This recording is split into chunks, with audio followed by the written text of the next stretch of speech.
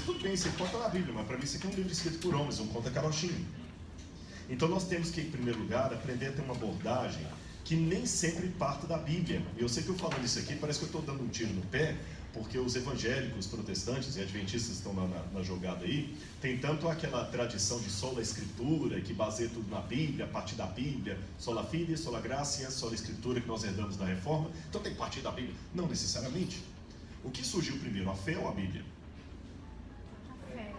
A fé. O que surgiu primeiro, a doutrina ou a Bíblia? A Bíblia? Abraão já fazia sacrifício, não tinha Bíblia. Abraão já cria em Deus, não tinha Bíblia. Moisés não tinha o Novo Testamento, já falava do Messias. A Bíblia foi construída ao longo dos anos. E os povos que nunca tiveram contato com a Bíblia? Índios, por exemplo. Então há momentos que nós temos que sair um pouco da Bíblia para atingir esse povo. E eu fiquei perguntando, como é que eu posso então atingi-los sem usar a Bíblia e depois chamando atenção para a Bíblia? Bom, antes de continuar nessa pergunta, tem uma outra advertência que eu quero fazer. Eu costumo falar da síndrome do crente pantufa. O que é o crente pantufa? É aquele que em casa é confortável, mas na rua dá vergonha. Às vezes nós vamos... eu estou, inclusive, no avião agora, eu vim trabalhando, eu estou trabalhando um livro que o título é O Ceticismo da Fé, porque às vezes é preciso duvidar para crer. E hoje eu deveria estar mandando os primeiros capítulos para a minha editora e não deu tempo. Vou ver se eu mando segunda-feira lá de Manaus. Não que eu moro em Manaus, aqui daqui eu já vou para Manaus. Então a vida não para, né? E o capítulo que eu vim revisando no avião é uma parte que eu falo justamente de uma guerra perigosa que existe entre pessoas de áreas diferentes, tanto da área da crença como da descrença, que é um acusar o outro. Resumindo, sem ser simplório, é mais ou menos assim: o crente acha que ateu é perigoso, é demônio, é gente que não vale nada, é imoral. Esse é o estereótipo que o crente faz do ateu. E o ateu, por sua vez, faz o estereótipo do crente como aquele burro analfabeto, o analfabeto funcional, que nunca leu Nietzsche, nunca leu Karl Marx, não entende nem o que é Dostoiévski, não entende nada disso, e é um bando de ignorantes que ficam com a Bíblia aí gritando de todo lado. Ou seja, os dois grupos ficam se atacando. E nessa postura, eu acho que enquanto houver ataques, nenhum dos dois vão conseguir dialogar. Então, o que eu tenho que aprender como crente é que ateu não é assassino de criancinha. E o ateu tem que entender que cristão não é necessariamente comedor de alfafa com cavalo. O cristão pensa e o ateu pode ter moralidade. Esses tempos atrás, esse é um exemplo que eu dou no livro lá, um apresentador de TV que por ética eu não falo no livro, nem vou dizer qual é aqui, ele estava falando na televisão o seguinte: pois é, um marginal, um bandido, estava falando do Champinha, né? Isso é típico de gente que não tem Deus, que não acredita em Deus. Olhem a frase do apresentador de TV: isso é típico de gente que não acredita em Deus. Espera aí, não vamos ser tão generalizados. Se fazer o que aquele marginal fez é típico de gente que não acredita em Deus, como é que eu resolvo a situação do Betinho, o Herbert de Souza, que foi um dos homens mais caridosos desse Brasil, morreu por hemofilia, ele era hemofílico, e todo o projeto a gente tinha do Fome Zero, do dividia. Olha, se eu chegar no céu e não encontrar Betinho, eu vou querer uma explicação. E alguém fala: mas Betinho não acreditava em Deus, mas Deus acreditava no Betinho.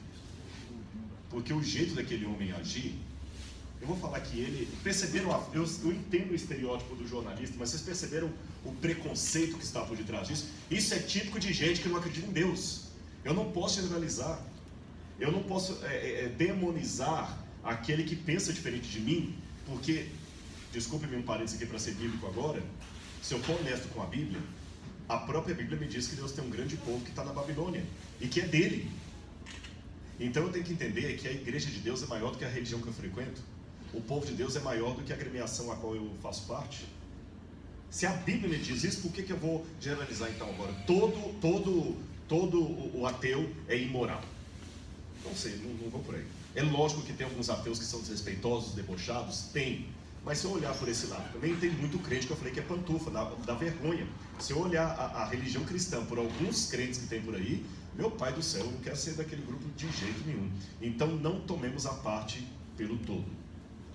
E aprendamos numa discussão com uma pessoa de mente diferente da minha, que Deus não precisa de advogado. Deus não fez nada de errado para precisar de advogado. E ainda que precisasse de advogado, ele teria pessoas melhores para defendê-lo do que Rodrigo Silva. Deus não precisa de advogado, ele precisa de testemunha. Então eu não estou aqui para defender Deus, eu estou aqui para testemunhar dele. Mas muitas vezes o religioso acha que ele está aí para defender Deus e que ele é um tecnólogo em Deus. Não é por aí a coisa. Disto posto, voltemos então à velha problemática. Como é que eu posso abordar então o ateu fora da Bíblia? O primeiro ponto eu já dei nessa introdução aqui. Sendo eu o melhor testemunho que eu possa dar. Porque lembre que a sua vida é a única Bíblia que muita gente está vendo lá fora. A única coisa que muita gente vai conhecer da minha igreja lá fora sou eu. É o frentista que abastece o meu carro, é o veterinário que cuida do meu cachorro, é o meu vizinho que me pede uma colher de açúcar emprestado, qualquer coisa assim. É esse que convive comigo. O primeiro estudo bíblico que eu estou dando com ele sou eu mesmo.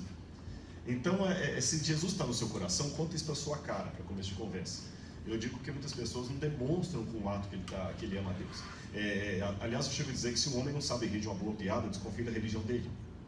Então, mostre pelos seus atos e pela sua personalidade que você é uma pessoa que vale a pena fazer parte do grupo que você pertence.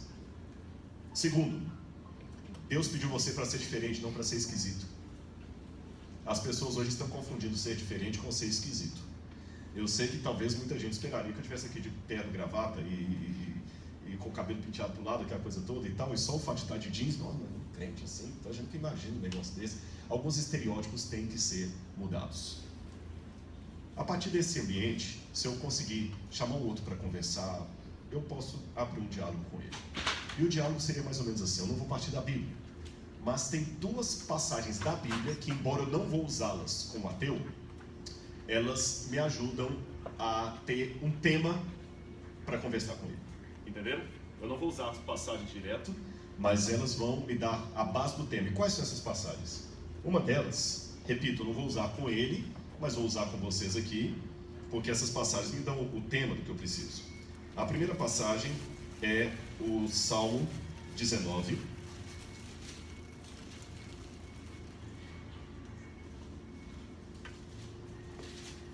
Salmo 19.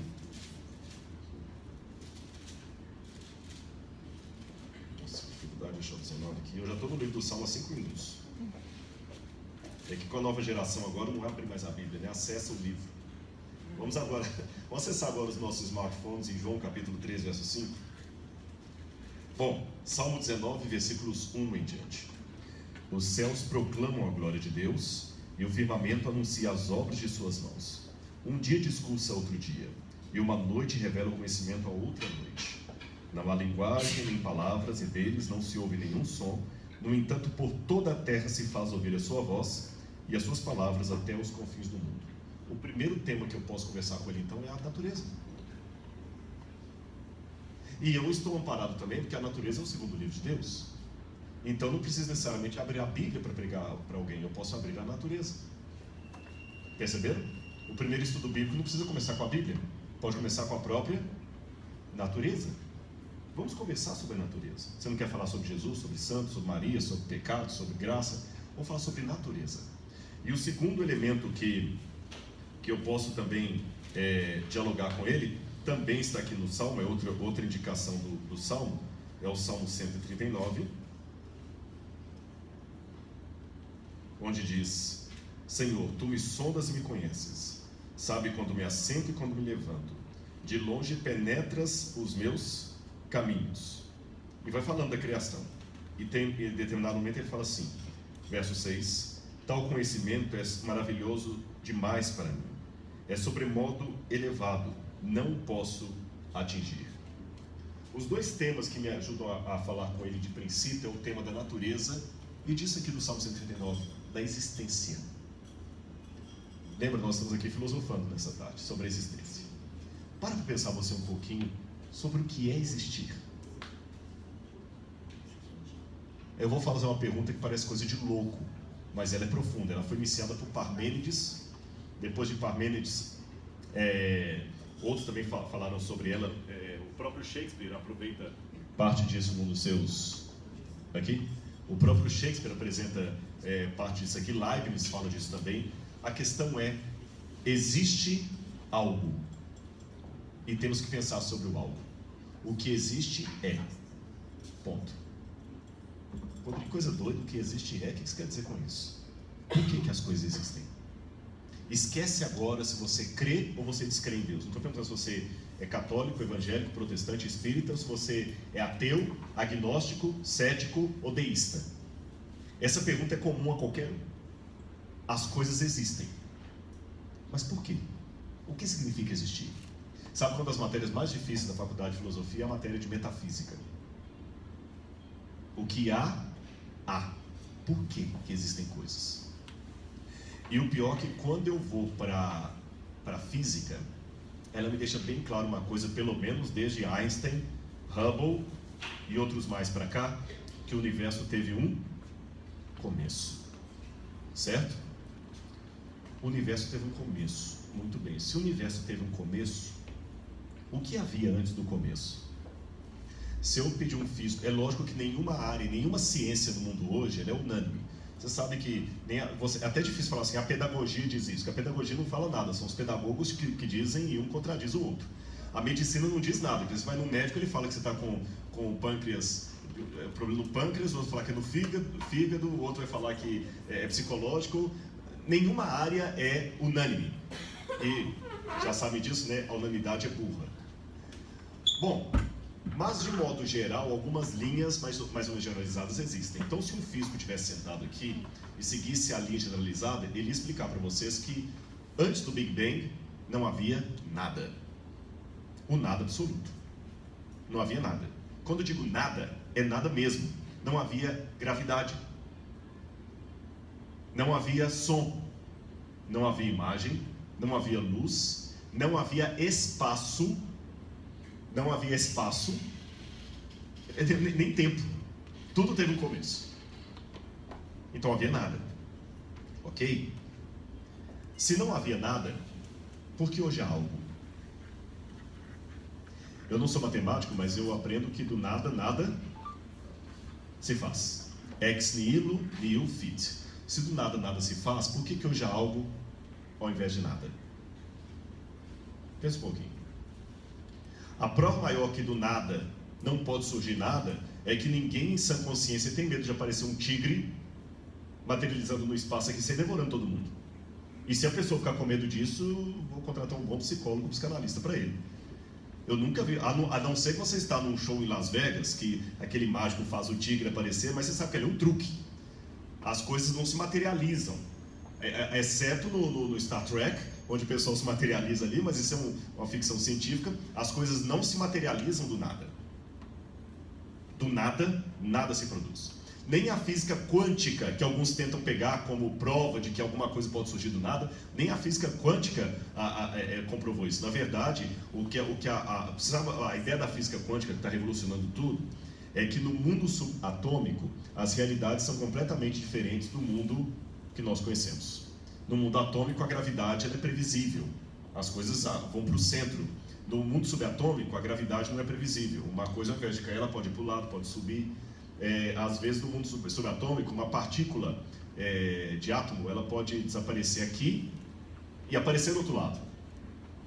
Só para ficar mais fácil para a gente entender isso, é graças a esse estudo louco do mundo subatômico, das partículas fantasmas que aparecem e somem do outro lado, ou que aparecem em pares. É graças a esse estudo que a tecnologia permitiu que você pegue o seu telefone, tire uma fotografia e ele sai imediatamente, mande por WhatsApp e ele sai imediatamente a cópia no celular do outro, ou você coloca lá no Dropbox, quando você pega o celular e põe com o outro ali, não é isso? Ele emparelha e automaticamente a foto que está no seu reproduz no outro lá. Essa reprodução fantasmagórica da foto de um celular do outro é a mesma que acontece no mundo subatômico. Mas note, em momento algum a física quântica conseguiu nem de longe provar que do nada pode surgir algo. Sem nenhuma razão, sem nenhum princípio que motive aquilo ali. Tá certo? As coisas não surgem no vácuo. Sempre tem que ter um princípio ativo para permitir que algo surja. As coisas podem até se materializar, mas tem que ter um princípio ativo que propicie aquela materialização. Continua valendo a máxima ex nihilo nihil fit. Do nada, nada se faz. Então, está na minha vez de fazer perguntas para os ateus. Se do nada, nada se faz, por que hoje há algo ao invés de nada? E justamente por isso que eu estou chamando o meu livro de O Ceticismo da Fé, porque às vezes é preciso duvidar para crer. E como um bom discípulo de Descartes, o que não significa que eu sou descartiano, ou que eu pegue tudo de Descartes, mas algumas coisas de Descartes eu aprendi. Descartes levou ao patamar máximo a dúvida, e é a dúvida que me leva à crença, porque eu tenho uma severa dúvida com relação à existência. De onde veio a existência? Eu não estou perguntando de onde veio o planeta Terra, eu não estou perguntando de onde vieram as flores, não estou discutindo criacionismo e evolucionismo aqui, eu estou fazendo uma pergunta filosófica: de onde veio a existência? Se a física me mostra que antes do Big Bang não havia nada, nem matéria, nem gravidade, nem átomo, nem tempo, nada, era o zero absoluto. E até o zero é uma linguagem artificial, porque o zero também já é um valor, já é um fator, é apenas uma nomenclatura para descrever o indescritível. Não havia nada. Se não havia nada, por que hoje há algo? Racionalmente falando, eu sou obrigado a pensar que ao invés de nada, havia-se um princípio ativo, e esse princípio tem que ser eterno. Ele tem que ser, esse princípio ativo, eterno, ele tem que ser eterno porque ele criou o tempo, então ele não pode estar preso ao tempo. Porque se o tempo teve um começo, esse princípio ativo, se ele tem um tempo, tem que ser um tempo próprio dele, não o tempo que eu conheço, o tempo relativo de Einstein, o tempo que varia de acordo com a gravidade, o tempo que é uma ilusão, o tempo que na verdade é apenas uma marcação convencional. Então esse princípio ativo, ele tem que ser, não vou dizer atemporal, eu não digo que ele é atemporal, mas ele tem que ter um tempo eterno, um tempo dele. Perceberam isso aí? Outra pergunta que eu faço, não só apenas porque há algo ao invés de nada, mas porque a música ao invés de ruído. Essa pergunta, por que a música ao invés de ruído, na verdade é outra pergunta de Shakespeare. Um dos clássicos de Shakespeare, não é o Hamlet, eu vou lembrar qual agora. A história são de duas moças, que uma delas estava tramando a morte do pai. Aliás, tudo de Shakespeare é sempre tragédia, não é? Romeu e Julieta, Hamlet, Otelo, tudo é tragédia. E as duas moças tramam a morte do pai, e em um determinado momento lá, quando entra, que era para ter um funeral, aí alguém pergunta: escuta, por que a música ao invés de ruído? Então quero pincelar isso aí de Shakespeare, que ele era bem filosófico. Por que a música ao invés de ruído? Não é somente o mistério da existência que me encanta. As coisas não se limitam a existir, elas existem em ordem, lógica, classe, desenho, projeto. Então isso me obriga a admitir duas coisas. Antes do Big Bang, isso é lógica, não é crendice. Antes do Big Bang, tem de ter havido algum princípio eterno, que não está preso ao tempo, que justifica a existência de algo, e esse princípio ativo, eterno, ele é ativo porque ele produziu, ele é eterno porque ele está acima do tempo, e ele é lógico porque o que ele produziu faz sentido. As coisas pressupõem umas às outras. Você tem a natureza, que tem a planta que precisa da água, que precisa do sol, as coisas se interagem. A ação do homem na natureza causa desequilíbrio. Para causar desequilíbrio é porque alguém um dia organizou. Se alguém chegar um dia e bagunçar essa loja, só faz sentido dizer que a loja foi bagunçada se antes ela foi organizada por alguém. Mas se eu chego e está tudo destruído aqui, tudo para cima, os livros sem nenhuma ordem, todos jogados no chão, uma bomba atômica explodiu aqui, não faz sentido eu perguntar 10 anos depois quem bagunçou essa loja. Ela já estava bagunçada. Só faz sentido essa pergunta se a loja antes estava organizada. Então quem produziu isso é um ser ativo e ele é lógico. E tem mais, ele tem linguagem. Por quê? Até a época de Newton, descobriu-se que o universo tinha leis. Com Einstein, descobriram que o universo tem energia. Com Watson, descobriram que o DNA tem informação. Aí eu tenho um problema muito sério na área cognitiva, porque se tem informação, tem que ter informante. Não existe informação sem aquele que produz a informação. Se o DNA tem informação, obviamente tem o informador. O informador é aquele que forma a informação, aquele que dá a informação. Tanto é que, informação, aquele que está em processo de ser formado, ela pressupõe um sujeito. Então, a própria natureza, é o livro que eu estou estudando com ele, ela me obriga a acreditar que tem que ter algum princípio ativo, que é eterno, que é lógico, que é inteligente e que produz informação. Outra coisa que, olhando a natureza, eu descubro é que esse princípio ativo que formou todas as coisas, ele de certa forma quer passar conhecimento de si. Por quê? Porque ele permitiu o exercício da razão e da linguagem. Uma pergunta que eu já fiz algumas vezes, sabe que um dos grandes mistérios da antropologia e da genética é como o ser humano passou a falar. Porque todos os indícios até hoje, todos os estudos linguísticos feitos até hoje, em busca da proto-linguística, ou da língua, sabe que existe uma ideia mais ou menos consensual entre os linguistas, que todos os idiomas do mundo vieram de um só tronco. Qualquer semelhança com a Torre de Babel não será mera coincidência, mas é que eu não estou falando de Gênesis capítulo 6, eu estou falando de Gênesis capítulo 11, melhor dizendo. Eu estou falando de estudos linguísticos. Todos que estudaram linguística até hoje, o próprio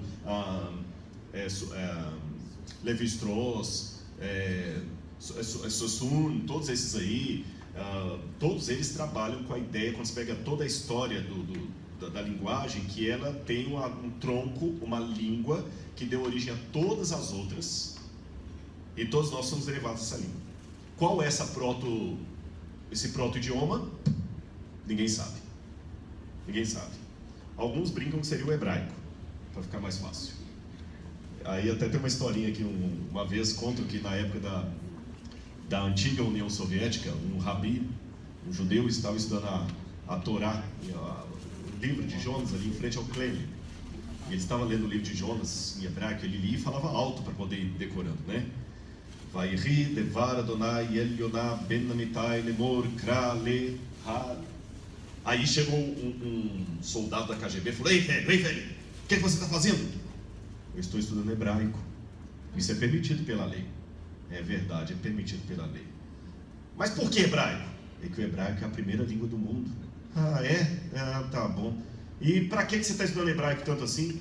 É porque, como a primeira língua do mundo é a língua do céu, e eu quero ir para o céu, por isso eu estou estudando hebraico. Aí o soldado soviético falou: ah, tá bom, e se você for para o inferno? Ele falou: não tem problema, porque o russo eu já falo muito bem. Então, voltando da digressão para concatenação, saindo da digressão para concatenação, lembra que eu falei, se o homem não sabia de uma boa piada, desconfia da religião dele? Voltando da digressão para concatenação de ideias, a pergunta que eu faço é: como o primeiro homem começou a falar? O Homo sapiens, para usar a linguagem evolucionista. Você sabe que tem toda uma bagunça bem entre os evolucionistas aí, quem que é, porque agora, por exemplo, tem uma dúvida se vão voltar o Neandertal para a ancestralidade humana ou se vão tirar o Neandertal, porque se você coloca o Neandertal, você vai dar um problema sério aí, que tem várias raças humanas.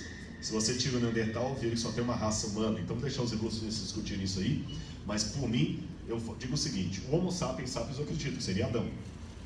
Eu não tenho problema com o Homo sapiens, eu tenho problema com os ancestrais dele, né? O Pithecanthropus erectus, Ramapithecus, Australopithecus, etc. Todo pitecos aí.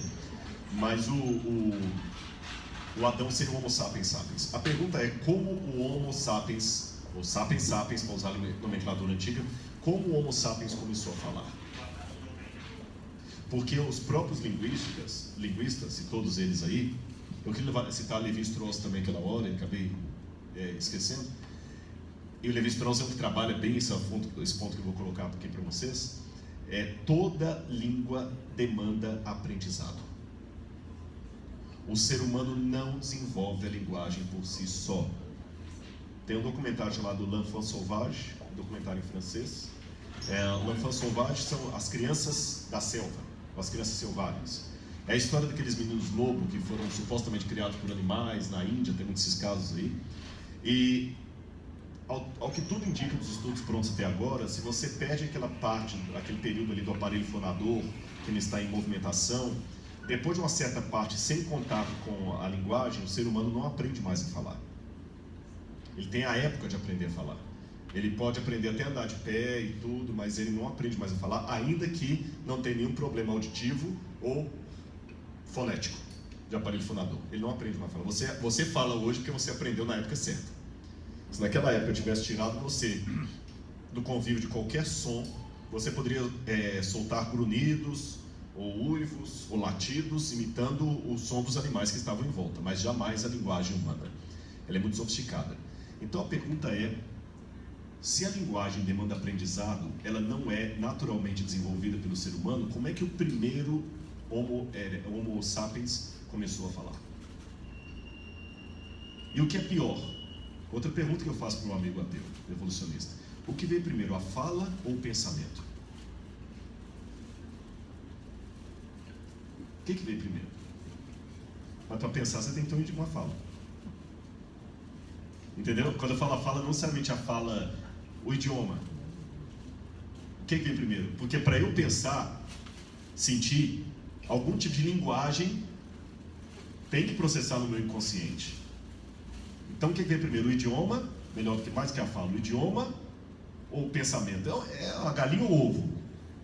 Vocês entendem que essas coisas, elas não são explicáveis pela visão apenas materialista do universo. Esses elementos que eu coloquei aqui, e não adianta, por favor, não caiam naquela falácia de dizer, não, a ciência ainda não tem explicação para isso. Não, isso é muito ufanista e soberbo por várias razões.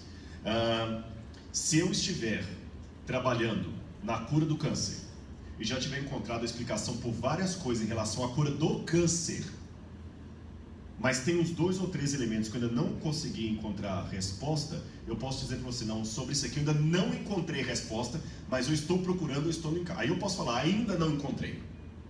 Agora eu estou pesquisando a cura do câncer. Você perguntar assim, tá bom, você está pesquisando a cura do câncer. E por que explodiu aquele hotel em tal lugar? Eu ainda não sei. Não sei, talvez eu nunca vou saber.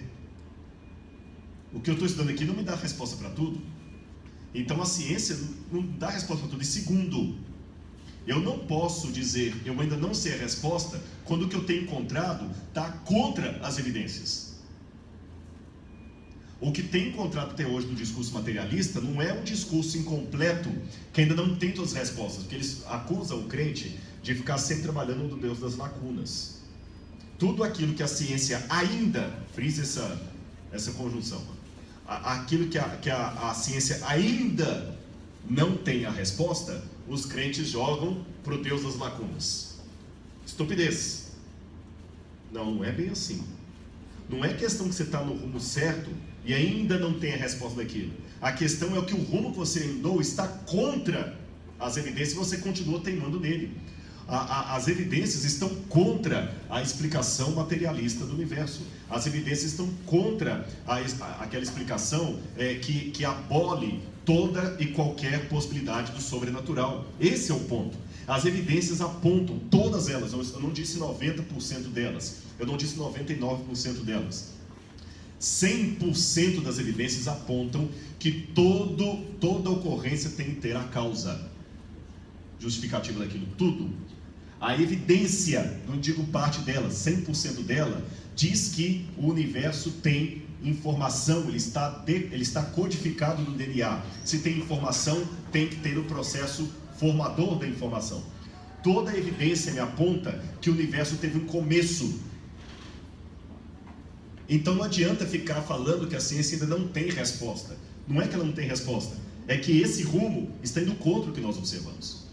Então, eu sou obrigado a trabalhar com a hipótese de Deus, que ela é mais sensata. Porque há algo ao invés de nada, do nada, porque existe música ao invés de ruído. Mas tem um outro elemento ainda. Tem um outro elemento também que me faz pensar bastante. Esse ser que criou todo o universo, eu já estou chamando de ser, mas quando eu falo ser, não estou falando necessariamente que é um ser pessoal. Vocês sabem que o seu óculos é um ser, a bolsa é um ser. Tudo que existe é um ser. Por isso a gente fala de ser animado e ser inanimado, ser humano e ser animal, ser vegetal. Tudo que existe é um ser. Então, esse ser, esse ente, ele produziu tudo. Ele mesmo não pode ter sido produzido por nada. Uma vez eu dei uma palestra no Unicamp, muitos anos atrás, e eu lembro que quando eu coloquei isso, eu falei, tudo tem que ter algo que justifique. Aí um aluno, acho que era de biologia, falou, tá bom, você me convenceu, mas ainda não fechou a questão. Eu falei, por quê? E se esse Deus que você está dizendo aí, foi criado por outro Deus? Eu falei, isso é simples. Então esse outro que é Deus e não ele. Vocês entendem? Se não, gente, eu vou cair num retrocesso infinito. E o retrocesso infinito é absurdo. Eu vou ter sempre um ser que foi gerado por outro, que foi gerado por outro, que foi gerado por outro. E depois você fizer uma pesquisa, isso é um pouco complexo, na teoria de Hilbert, o hotel de Hilbert. Hilbert era um matemático que provou que, do ponto de vista da matemática, o retrocesso infinito ele é ridículo. Ele é uma insensatez. Não faz sentido o retrocesso infinito. Então, quando o pessoal fala, não, houve sempre agora tem a ideia dos multiversos, né? Um universo. O Hilbert, é só estudar Hilbert. O retrocesso infinito, ele é uma estupidez, ele é uma insensatez. A matemática já mostrou isso. Hilbert, ele fazia um exemplo da insensatez, por exemplo. Ele fala assim, olha, quer ver como é que até a noção de infinito, ela é uma noção estúpida e ilógica às vezes? Imagine que você tem um hotel com infinitos quartos, tá certo? E todos os quartos estão ocupados, tá bem? É infinito e todos, não, infinitamente estão ocupados. Todos os quartos, infinitamente ocupados. Tem hóspede infinito. Você tem hotel infinito e tem um número de hóspedes infinito. Então dá para ocupar todos os quartos do infinito. Só que chega no seu hotel um ônibus com infinito número de passageiros. A pergunta de Hilbert é, como é que você faz para colocar os passageiros, o infinito número de passageiros no hotel infinito que já está lotado? Alguém sabe? Simples. Não são infinitos quartos? Se são infinitos quartos, existe sempre a possibilidade de cada um pular um quarto para frente, vagando um quarto. Tá certo? Quem está no quarto 1, quem está no quarto 2, pula para o quarto 5, deixando você pular lacuna, e você pula o quarto do lado, cada um vai pulando o quarto do lado, deixando uma lacuna. Aí você vai ter agora infinitos quartos vagos. E dá para ser infinito, porque é infinito, dá sempre você pular um quarto para frente, pular 2 quartos para frente. Aí você pega e enche de novo ali, com os passageiros infinitos. Só que se você chegar com outro ônibus, dá para fazer de novo outro cálculo, e você vai pulando de quartos, isso não acaba nunca. Então o Hilbert mostrou com esse... Depois estude um pouquinho, dê uma lida sobre a teoria de Hilbert, o hotel de Hilbert, como é que é ridícula a ideia de retrocesso infinito, de universo infinito. Então os multiversos, nada disso funciona. Eu sou obrigado a acreditar num começo. Agora, esse ser que produziu tudo, ele mesmo não pode ter sido produzido por nada. Por isso que ele tem que ser ele mesmo eterno e incriado, não criado. É o único ser que ele não precisa de uma causa que justifique a sua existência, porque ele constantemente é. Isso é a lógica que me diz, é a natureza que me fala isso.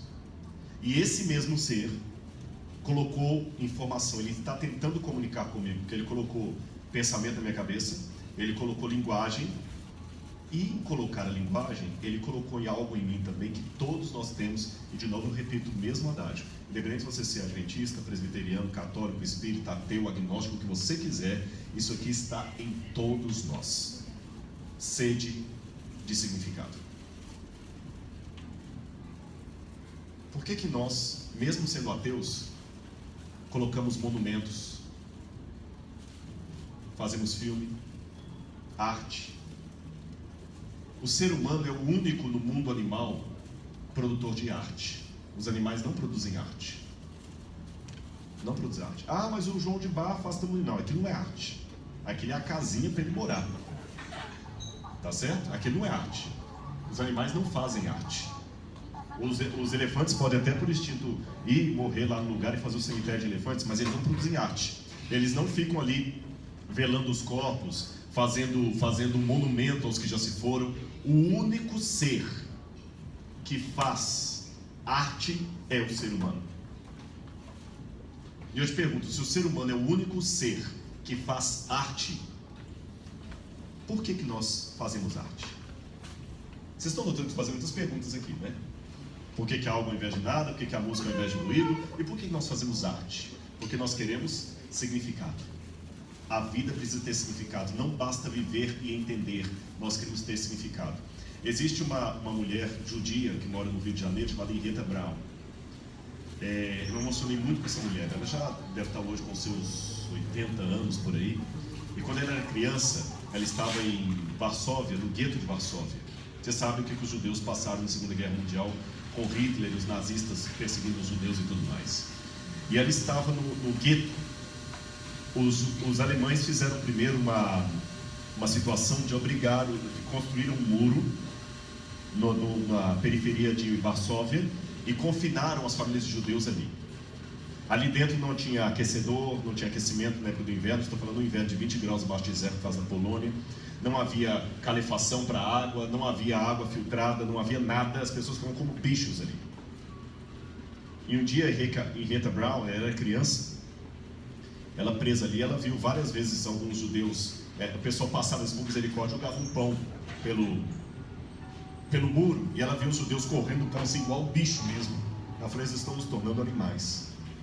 E um dia ela estava assim, tentando pegar um pouquinho de sol, e ela viu que um gato preto saiu num buraco assim, se espreguiçou, como se estivesse também recebendo as luzes matinais, espreguiçou, foi andando mansamente, passou por ela, passou pelos outros judeus, passou pela porta, passou pelos soldados nazistas, e foi tranquilo fazer o passeio dele lá pelas ruas. Aí Henrietta Brown teve um pensamento que depois virou um poema. Ela falou assim, puxa vida, um gato, que é um animal, pode levantar, espreguiçar livremente, passar pelos guardas sem tomar um tiro, sem tomar um chute, e voltar para o gueto e sair do gueto quantas vezes ele quiser. Ele não precisa de passaporte, não precisa de permisso. Ele é um gato. Oh Senhor Deus, por que eu fui nascer judia? Por que o Senhor não me fez um gato? Ela tinha 8 anos, mas da infância dela, ela colocou uma profundidade de raciocínio filosófico muito grande. Por quê? Nós perguntamos por quê. O cachorro pode até uivar para a lua, mas ele não filosofa sobre a lua. Os animais podem até ter medo de morrer, mas eles não têm medo da morte. Existe uma diferença entre ter medo de morrer e ter medo da morte. Ter medo de morrer é quando você está na iminência de ser atacado, então por instinto você tem medo. É o boi quando ele vai ser morto, que ele começa a gritar quando ele vê alguém machucando, mas o boi não fica acompanhando o envelhecimento, então assim, pois é, estou envelhecendo, tem poucos tempos de vida. O cachorro, ele tem medo de morrer, mas ele não tem medo da morte. Nenhum animal tem depressão porque sabe que um dia vai morrer. Perceberam a diferença entre ter medo de morrer e ter medo da morte? O ser humano, ele tem medo da morte. Ele pensa sobre a vida, ele quer significado. Por isso fazemos obra de arte. Para nós, não adianta uma pessoa morrer num desastre ali se nós não colocarmos uma cruz demarcando o local. Não adianta ter tido uma tragédia como o atentado que houve ontem na Espanha, se o pessoal depois não jogar flores ali. Eu já vi vários atentados. Há 15 dias eu estava em Israel, em Jerusalém.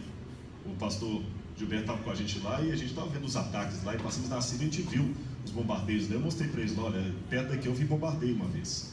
E as pessoas colocam. Uma vez eu estava na Turquia e teve um ataque lá, eu cheguei uns 2 dias depois do ataque, o pessoal coloca flores, bandeira, fazem monumentos. Essa é a pergunta, por que nós fazemos monumentos? Por que nós colocamos flores? Mesmo o ateu cético, que acha que morreu, acabou, não tem mais nada, ele também coloca um monumento ali.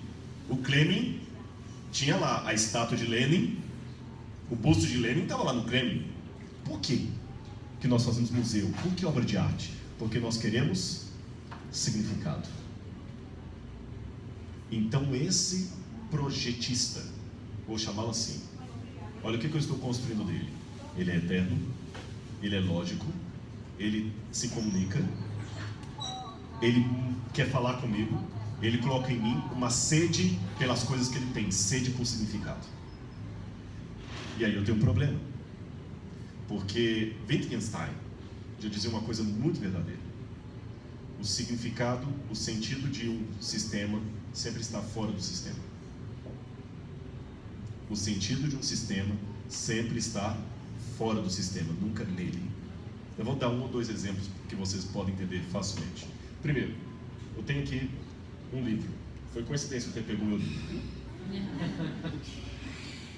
Suponha comigo que não fosse um livro de arqueologia, que fosse um livro de física, tá bom? Eu pego esse livro de física e coloco em cima de uma mesa e faço um círculo em volta. Virou um sistema fechado, tá bom? Ele tem princípio, fim, tá aqui, tem um meio, tem um centro, ele é fechado. Para eu entender o significado do que esse livro de física que eu falei, né? Para eu entender o significado desse livro de física, eu tenho que me remeter a uma realidade que está fora do círculo. Quando o livro diz que a luz propaga a 300 mil km por segundo, a luz não está aqui. Ela está fora. Quando ele fala que 2 moléculas disso aqui, nome daquilo ali, de hidrogênio, viram aquilo ali, então, ele está falando de algo que está fora dele. Essa realidade que está fora, ela é simplificada, resumida e decodificada nesse livro. Mas ele só faz sentido em relação ao que está fora dele. Porque o princípio é todo o sistema, especialmente o sistema fechado, só tem significado fora dele. Outro exemplo para facilitar para vocês. Suponhamos que eu tenho aqui um cartão de crédito. E um ET está me olhando lá do espaço sideral e vê que eu pego um cartão de crédito e eu entro na loja e faço compras e saio com as compras na mão e passo o cartão preto. Eu sei que é o preto, é o black mesmo, estou imaginando, vou imaginar alto, né? Não vou imaginar o Mastercard. Então eu saio daquela loja, vou à floricultura, entrego o cartão, saio com um buquê de flores enorme na mão. Saio da floricultura, vou até um restaurante, passo o cartão, eles me trazem comida. Vou ao supermercado, passo o cartão, ele me traz sacos de tudo que eu comprei. O ET vai olhar e falar assim: uau, que poder que esse negócio tem. Ele vai chegar, vai pedir para olhar o cartão, eu vou entregar o cartão para ele, ele vai examinar o cartão, pode até levar o cartão em microscópio, no laboratório dele, mas ele vai entender o sentido, o significado do cartão? Porque qual é o princípio? O sentido de um sistema está sempre fora dele. O que explica o cartão? Sistema bancário, comercial, sistema de compras, vendas, superávit, primário, débito, crédito, etc. Comércio, varejo.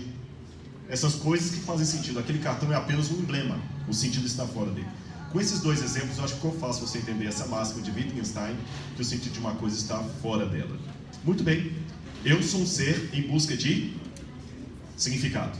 O significado de uma coisa sempre está fora dela. Ok. Se o universo, como diz o meu amigo ateu, é tudo que existe, existiu e sempre existirá, então tem um problema. Repito. Se o universo é tudo que existe, existiu e existirá, onde está o sentido do universo? Tem que estar em algum lugar fora dele. Mas não tem nada fora dele, porque o universo é tudo que existe. Então não tem sentido. Se não tem sentido, o que nós estamos fazendo aqui? Toda lógica é ilusória, toda filosofia é ilusória, todo discurso é ilusório, nada tem sentido, nada tem significado, nem o discurso do ateu, nem do crente, nem de ninguém, porque tudo é artificial, simplesmente o universo não tem sentido. Porque o sentido tem que estar fora, mas não tem nada fora, o universo é tudo. E se o universo não tem sentido, o que eu faço com essa busca por sentido que é tão forte dentro de mim como a busca por oxigênio? Eu diria até que a pirâmide de Maslow deveria acrescentar entre seus elementos a busca por significado. Maslow foi muito materialista e ele cometeu um erro terrível nisso aqui, um erro crasso, eu diria. Maslow deixou de colocar na lista a prioridade da necessidade psicológica do homem, que é a busca por significado. Nós queremos significado. Por isso que nós desenhamos, por isso que nós produzimos, por isso que nós fazemos poesia, música, porque porque nós buscamos significado, nós damos sentido, queremos algo que dê sentido para a vida. Por isso que nós temos aquela famosa perguntinha, por quê? Why? Lema? Perquê? Por quê? Aí dá um nó na minha cabeça.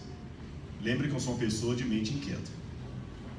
Se a minha busca por significado é ilusória, porque não tem nada além do universo, o significado tem que estar sempre fora do sistema, então não faz sentido.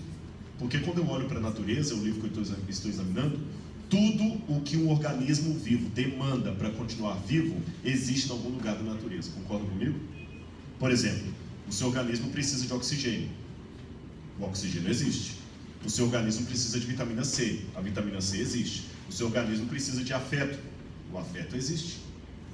Agora é interessante você ter necessidade do abraço, mas não existe um outro braço para te abraçar. É interessante existir o órgão reprodutor masculino, mas não tem o feminino. Existe o pulmão, mas não existe o oxigênio. Não faz sentido isso. Tudo que o organismo precisa, seja afetivo ou fisiológico, existe em algum canto da natureza fora do meu organismo. Aí Freud diz que eu tenho uma carência de um ser que é exatamente o que os cristãos chamam de Deus, mas Deus não existe. Isso é um contrassenso. Porque se eu tenho uma carência ontológica de um ser que simplesmente não existe, não era para eu também estar existindo, porque eu ia colapsar. Se eu tenho a carência de um ser e eu continuo existindo, é porque esse ser existe, senão eu já teria morrido. Ficou claro isso aqui? E é esse ser que dá significado à minha existência. E a própria Bíblia falou que esse ser que dá significado à minha existência, ele colocou a eternidade no coração da humanidade. Isso está no Eclesiastes 12. Deus colocou a eternidade no coração do homem. Essa palavra eternidade no hebraico é a palavra olam, haolam, a eternidade. Eternidade é o senso. Eu me lembro de uma música italiana que dizia da sede do baile que não acaba mais. A sede do baile que não acaba mais. O que significa essa sede? Tenta imaginar um pouquinho o sentido dessa letra. A sede do baile que não acaba mais. Não basta ser felizes, eu queria felicidade para sempre. É sua filha? Eu imagino que ela... eu não tenho filhos, mas eu vou fazer uma colocação aqui para contar com a visão da especialista, que é mãe que você. Embora ninguém nunca se especializa nisso. Cada um que nasce, você descobre que é mãe de primeira viagem, como nos anteriores, né? Mas de qualquer maneira tem mais noção do que eu. Eu tenho certeza que na trajetória da Marina, você teve um misto de alegria e angústia ao mesmo tempo. Eu vou me explicar. Quando ela nasceu, alegria, angústia, está deixando de ser meu bebê. Quando ela foi para a escola, alegria, minha menininha já está aprendendo a escrever, angústia, ela está saindo de casa. Quando ela se torna adolescente, alegria, minha filha menstruou, já virou mulher. Tristeza, ela já não é mais minha menininha, ela já não quer sair mais comigo, ela vai sair com as amigas. Até que um dia vai vir um marmanjo, vai levar, se já não veio. Não levou totalmente ainda, né? Como esquartejador, está levando por partes. Ou seja, um lado seu quer que ela cresça, mas outro lado, se você pudesse segurar os momentos bons e torná-los eternos, é um paradoxo, não é isso? Um beijo que dura para sempre, uma comida gostosa que não acaba. De onde vem esse sentimento? Eu me lembro do que a Bíblia falou, Deus colocou a eternidade no meu coração. E aí de novo eu pergunto para o meu amigo ateu, se a morte é apenas um processo natural, parte da evolução, e de fato, se eu tirar a Bíblia, se eu tirar a noção de pecado, a morte faz muito sentido. Imagina o planeta Terra só se reproduzindo, sem ninguém morrer. Imagina que tragédia seria isso aqui. Imagina que tragédia, todo mundo brigando, se engalfinhando, sem nunca se matar. É terrível. Imagina uma dor que durar para sempre, uma fossa que nunca acaba, um trauma que nunca termina. É até bom que uns deem lugar para os outros. Imagina se os professores do passado não tivessem aposentado e morrido, não poderiam estar hoje dando aula. Imagina se eu também não for embora algum dia, não vai ter ninguém para... Você nunca vai ter chance. Ou seja, é até bom que alguma geração passe para que dê lugar para outra. Concordam comigo? Imagina crianças eternas. Quem vai ficar com o parque de diversões? Então a morte até é boa, para dar lugar para outros. Se não fosse a morte, o que seria das churrascarias? Porém, isso eu estou olhando com linguagem fria, evolucionista. A morte faz parte do processo da vida, tão natural como necessidade fisiológica. Tão natural como dormir, como ir ao banheiro, como comer, como rir, é morrer. Mas, meu amigo ateu, com tantos anos de evolução, por que o ser humano até hoje não conseguiu viver bem com o tema da morte? A morte, ela nos agride. E não adianta falar que você está preparado para ela, você está conformado. O máximo que uma pessoa de mente aberta pode dizer honestamente é: eu estou conformado de morrer, mas não pronto para morrer. Isso não é verdade. Ninguém está pronto para morrer. Até mesmo um depressivo, quando quer suicidar, na verdade ele não quer morrer, ele quer resolver o problema dele. Porque se tivesse uma solução para aquele problema, ele não estaria tentando tirar a vida. Nem o suicídio em última instância quer morrer. Todo mundo quer viver. Então eu pergunto ao meu amigo ateu, de onde vem essa sede de eternidade? Por que nós não nos conformamos com a morte? Se ela está tão presente aí, se ela é tão certa, mais certa do que qualquer coisa. Existe algo em mim que diz que não é para me conformar com isso. E de novo, olhando para a natureza e olhando para mim mesmo, visão antropológica agora da realidade, eu descubro que parece que tem algo em mim que aponta que o meu lugar não é aqui. Você sabe que os grandes heróis da Segunda Guerra Mundial foram pombos-correio. Pombos-correio que eles atravessavam o mar por cima das nuvens às vezes e por cima das linhas inimigas, levando mensagem de um lado para outro. Eram treinados para isso. E o que faz o pombo-correio fugir da Inglaterra, voar da Inglaterra para a França ou da França para a Inglaterra? Simples. O pombo-correio, ele tem lá na cabecinha de pombo dele, no instinto animal dele, no instinto de pássaro, que o lar dele não é ali. Está no instinto dele, está no DNA dele. Você pode pegar um pombo-correio e soltar aqui, ele vai voltar para casa. Ele vai voltar. Ele sabe, você pode dar comida para ele aqui, você pode alimentá-lo, aqui pode ser melhor do que lá. Ele sabe que aqui não é o lugar dele.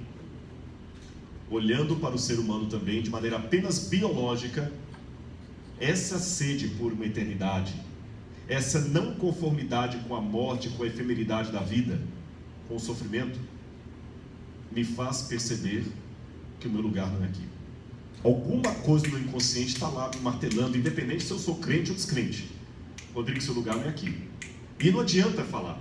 Sabe, olha, eu imagino um grupo de ateus reunidos, eu ironizo isso no meu livro. Um grupo de ateus reunidos para tomar sempre um café ali, um bate-papo, às vezes uma cervejinha com um bom charuto. Ateus da Europa amam isso. Você vai para a Champs-Élysées ali em Paris, naquela avenida lá perto do Arco do Triunfo, você tem um monte de barzinho ali, fica aquele pessoal, você olha pelo corpo mesmo, sabe, com arte de superioridade, geralmente é paletó como esse aqui, com aquela cotoveleira aqui, e um baita do charuto, ou piteira, sempre tomando cerveja ou conhaque, sempre essa coisa assim, todo dialogando. Eles falam de tudo. Se você sentar em cada mesa que eu ouvi lá, você escuta. Aí sai Piaget, você vai falar de Piaget, alguns vão mencionar lá Voltaire. Cada hora sai um fenômeno, um nome diferente, um livro aí. Tá. Pega um grupo desses aí que não aceita Deus e ridiculariza tudo de religião. Aqueles ateus que se dizem esclarecidos e que dizem assim: nós não somos como os crentes que precisamos de mito para encarar a realidade. A realidade nua e crua é: vamos morrer, ponto final. Nós temos uma mente superior que está preparada para isso. Os crentes não, tadinhos. Por isso que eles ficam com essa historinha de céu, de ressurreição, de reencarnação para os espíritas, ou de vida eterna, ou de paraíso para os católicos. Eles precisam disso, nós não. Nós ateus, nós somos os esclarecidos, os iluminados, não iluminatis. Nós somos os iluminados, nós conseguimos enfrentar a realidade como é. E nós aproveitamos a vida porque é só essa mesmo. Os crentes não, os crentes ficam cheios de tabu, cheio de coisa, recalcados. Tá bom. Aí um dia, um desses membros chega para o outro e fala assim: o médico acabou de falar que eu estou com câncer. Eu duvido, ou como dizia na minha infância aqui em Belo Horizonte, duvideodó. Eu duvido, Eudor, que algum deles lá, por mais racionalista, materialista e ateísta que seja, vai chegar para o companheiro e falar assim: companheiro, quantos meses você tem de vida? Vamos calcular aqui então para aproveitar. Você tem o que, um mês de vida? Sim, então vamos fazer um cálculo. Um mês de vida, eu acho que dá para você tomar pelo menos uns 4 cervejas com a gente. Escuta, quando você morrer, você deixa eu ficar com a sua biblioteca? Nenhum deles vai falar assim. Pelo contrário, vai chegar para falar assim: não, calma, companheiro. Você vai se livrar dessa. Calma. Estamos torcendo por você. Olha, calma, não desanima não entrega os pontos não. Não entrega os pontos. Eu sou frio, sou racionalista. Eu conheço a lei da probabilidade, a lei das probabilidades combinadas. Eu sei que esse tipo de câncer aí, menos de 1% sobrevive. Para que eu vou ficar dando falsa esperança para ele? Eu não sou o frio racionalista, o iluminado? Eu não sou o francês iluminado? Então, vamos ser realistas. Então, aproveitando já que você vai morrer, rapaz, você veste o mesmo tanto que eu. Deixa eu ficar com sua roupa depois que você morrer. Rapaz, eu sou viúva, sua mulher é bonita. Você se importa se eu me casar com ela? Não importa nada, você vai estar morto mesmo, que vai ficar viúva é você. Ela casa de novo. Ninguém fala assim. Mesmo eles, com toda a frieza racionalista, vão tentar dar um consolo para o colega que está morrendo de câncer. Ninguém vai ter coragem de contar uma piada quando aquela notícia chegar. Ele deveria contar uma piada, porque na verdade qual é o problema? Vai morrer, tá igual a novidade. Desculpa, eu não estou trabalhando com valores cristãos, eu estou trabalhando com valores racionalistas. Qual a novidade? Todo mundo vai morrer. Aliás, Fernando Pessoa já dizia o que é o ser humano, senão um cadáver adiado. E se é isso aí, para que morrer? Para que gastar dinheiro com funeral? Vamos pegar esse dinheiro, vamos usar uma coisa mais produtiva, alimentar os pobres, comprar uma roupa melhor. Mas eles não pensam assim. É porque no fundo, até eles buscam por um significado. E como o pombo correio sabe que o significado não está aqui, que o lar deles está em outro lugar. Mas aí vem a última parte da minha preleção aqui, que eu lamento porque muitas pessoas negam talvez encontrar a Deus. É que Deus dá medo. A psicologia diz que nós criamos certos padrões de comportamento e de reação e de sentimento para nos proteger em face a alguns traumas que nós temos na infância. Então, por exemplo, suponhamos que sua mãe, quando estava grávida de você, não queria você e tentou te abortar, ou seu pai só fez filho na sua mãe, caiu fora, sua mãe está chorando, sofrendo. Você lá na barriga da sua mãe, o seu inconsciente começa a fazer uma programação para você sobreviver. Essa programação, ela é igual ao DNA, cada um tem o seu. Você tem a sua programação e existe uma irmã gêmea, não tem outra igual. Você é único. Você tem uma coisa que só você tem no universo, é o seu DNA, a sua íris, a sua digital e a sua programação emocional. Podem haver traumas semelhantes aos seus, mas você é único. Então, nessa historinha que eu criei aqui, imagine que a sua mãe, então, está chorando e você é um bebê na barriga da sua mãe. Você é um bebê na barriga da sua mãe e você pensa assim: puxa, minha mãe está sofrendo por minha causa. O bebê pensa, viu? Quando eu falo bebê, eu estou falando do feto. O feto. Existem estudos feitos que o feto já começa a sentir. Ele pode chegar a essa conclusão: bom, a mãe está chorando por minha causa, então já vi que homem não presta. Eu vou crescer e não vou querer saber de homem para eu não passar a dor que a mamãe passou. A programação fica ali. E de repente você vai crescendo, sendo uma pessoa interessante, mas que todo namorado que chega você expulsa de perto de você. E você não sabe por quê. Você até trata bem o sujeito, até o dia que você descobre que ele está apaixonado por você. O dia que ele está apaixonado por você, você mete o pontapé no traseiro dele. E você não sabe por que você age assim. Você age assim porque lá na sua infância você recebeu um trauma da sua mãe e nem sabe que isso está acontecendo. E esse trauma, para te proteger, faz com que você expulse todos os homens de perto de você para não ter de novo a dor que mamãe sofreu. Entenderam isso aqui? Agora, gente, é claro, esse exemplo que eu dei não pode ser generalizado. Não estou falando que todo mundo que passou por isso vai ter esse tipo de trauma. E lembre-se que o processo emotivo do ser humano, ele é como se fosse as letras de um dicionário.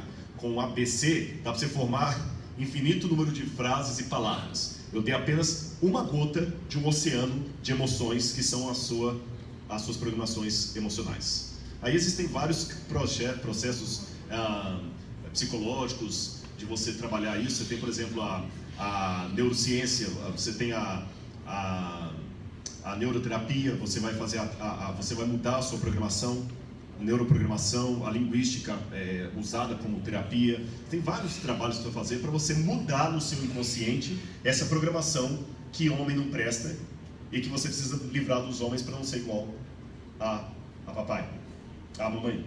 O dia que você livrar disso, você consegue um namorado, vai ser feliz. Você quer um namorado? Eu sou casado. Ah, esse que é o problema, né? Não. Eu mesmo solteiro também não gostaria de um namorado. É a solução que Deus me deu. Tudo brincadeira, né? Sem problema. Se tratando da neurociência, é uma dúvida que eu tenho e já ouvi assunto sobre isso, sobre hipnose. É correto ou não? O problema da hipnose eu respondo numa só frase. Tudo aquilo que faz você perder o mais precioso dom que você tem, chama-se livre-arbítrio, é complicado. Não, mas quando ela está trabalhando nesse sentido de reprogramar.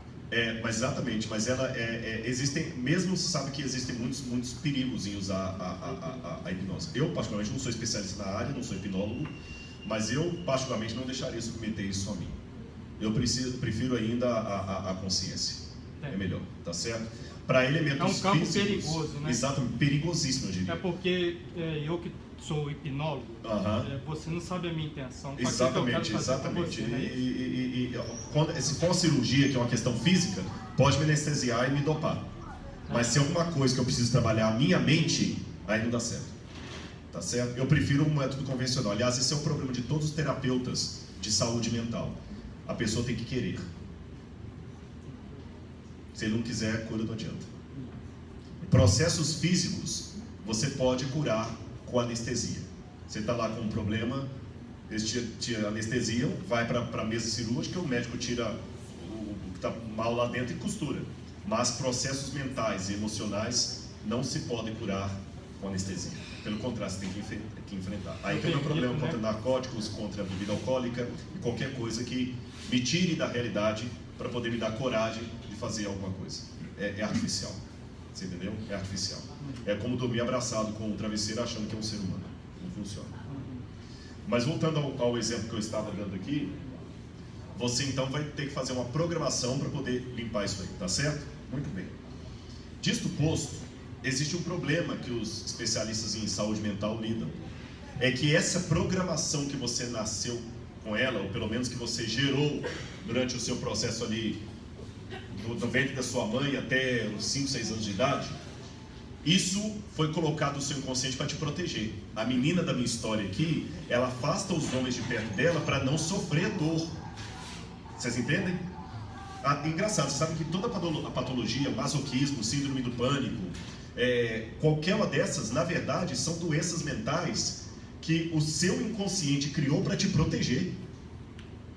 E o que acontece? Quando você vem com uma interferência psicanalítica, ou psicóloga, psicologia comportamental, ou qualquer área que você escolher, William Reich, qualquer uma delas, quando você vem com uma intervenção, a reação primeira do seu inconsciente é confrontar a cura e rejeitar a cura. É por isso que muita gente, quando vai fazer terapia, ele esquece a chave do carro na hora, ele bate o carro, ele esquece do compromisso, ele fica com raiva do terapeuta, ele fala que não está adiantando nada, etc, etc, etc, porque o seu organismo entra em reação e conflito contra a cura. É mais ou menos, salvaguardar as devidas proporções, como quando você faz uma cirurgia e você coloca você fez um transplante de rim. Você colocou um rim novo aqui. O que você tem que tomar logo depois do transplante? Antibiótico, mas com uma função específica. Por quê? Para evitar o que corre isso? Rejeição. O novo rim que você colocou ali, que já é compatível, veja, já é compatível, já viram, o problema dele não é esse, mas o organismo, por entender quem que é esse sujeito entrando aqui, ele tenta expulsar. O mesmo processo que acontece no mundo fisiológico ocorre no mundo psicológico. Qualquer elemento novo que entre nessa programação para reprogramá-la, ele é um invasor. O inconsciente entende aqui de maneira ruim e tenta expulsar. Por isso que eu disse que essa é uma das possíveis explicações por que da rejeição a Deus. Nós já nascemos com uma programação que é o errado. Eu não vou usar a palavra pecado, porque eu sei que ela é piedosa demais para uma mente secularizada.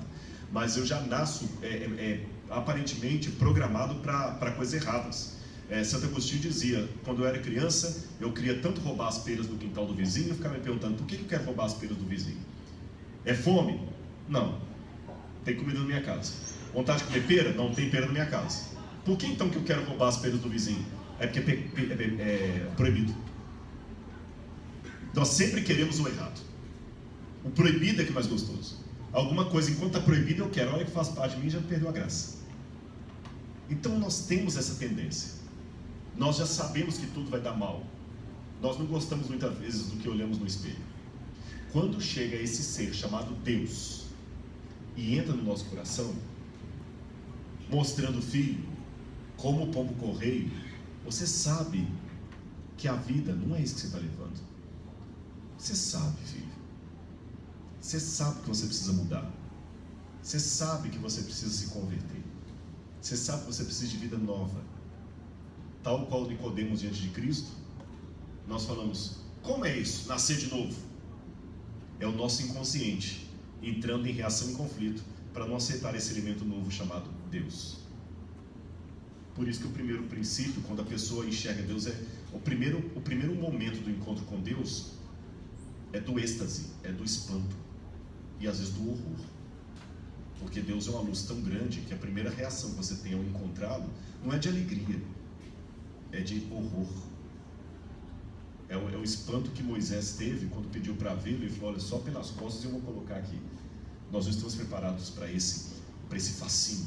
Esse assunto cai na angústia de Jacó? Sim, claro. Só estou aproveitando o momento aqui. Claro. Essa angústia. Eu quero encontrá-lo, mas ao mesmo tempo tem medo. Eu quero, mas eu tenho medo. Assim como eu tenho medo da cura, assim como eu tenho medo da alegria. Nós morremos de medo. Por isso que há muitas pessoas que vivem correndo, brincando de pique-esconde com a felicidade. A felicidade está onde ele não está. Ele está aqui, está com saudade lá, está com saudade daqui. Está chovendo, ele está doido para fazer sol, está com sol para dar uma chuvinha. E ele se torna infeliz de tanto querer ser feliz. Esse é o ponto, porque nós estamos sempre correndo, desenfreados. E ele chega calmamente e fala, filho, eu tenho um plano para vocês. Seu lugar não é aí. Lembra do pombo correio, eu já coloquei na sua...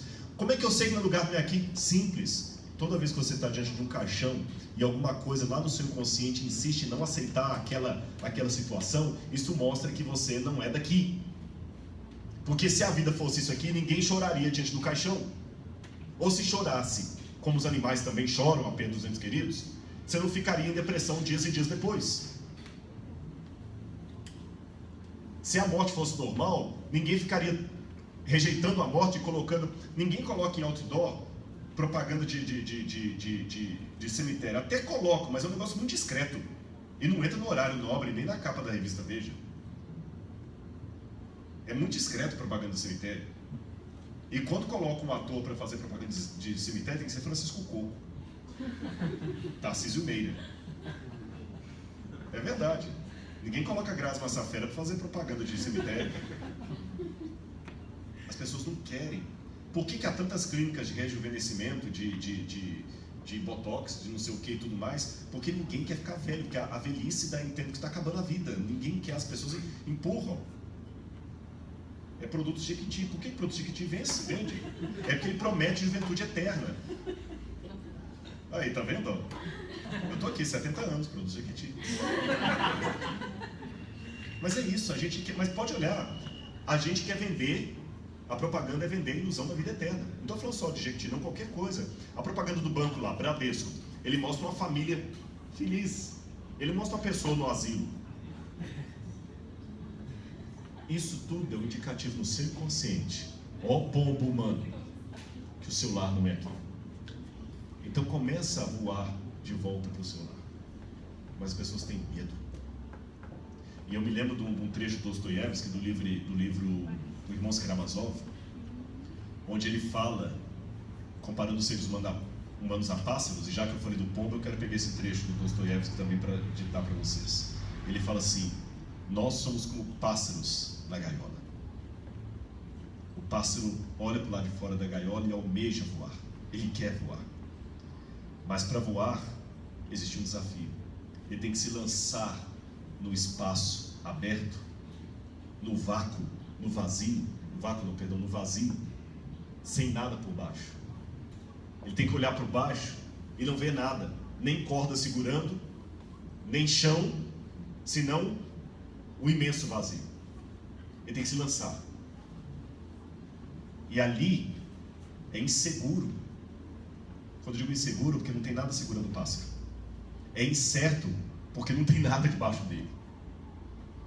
Então ele prefere voltar para a gaiola. Por quê? Ele tem medo de enfrentar o vazio, a altura, o nada segurando.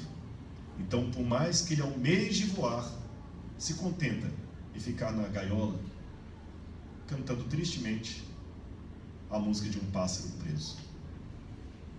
Porque a gaiola, é na gaiola que moram todas as certezas. Na gaiola, o chão não está a mais do que poucos centímetros do pezinho dele.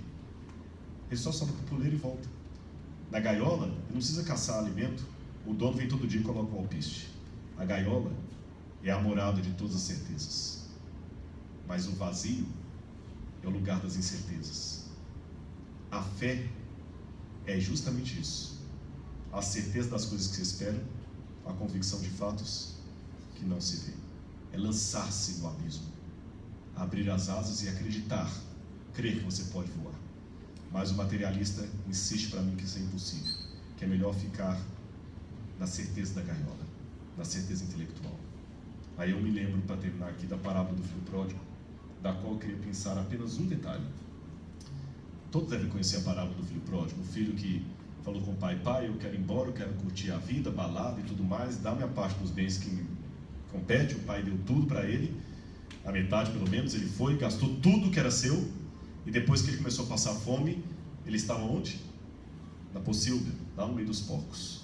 E lá no meio dos porcos, o filho pródigo olhava para o lado de fora e falava assim: puxa, quantos trabalhadores do meu pai têm pão com fartura e eu aqui estou morrendo de fome. Eu vou me levantar e vou ter com meu pai. E vocês conhecem o resto da história, mas eu quero interromper. Esse filho pródigo aqui da minha intervenção, desse recorte que eu fiz, é o filho pródigo racionalista. Ele não quer arriscar a fé. Ele não quer voltar para a casa do pai. Ele não quer dar ouvidos ao GPS interno que diz que o lugar dele não é ali na pocilga. Então sabe o que ele faz? Ele sente que ele não é porco.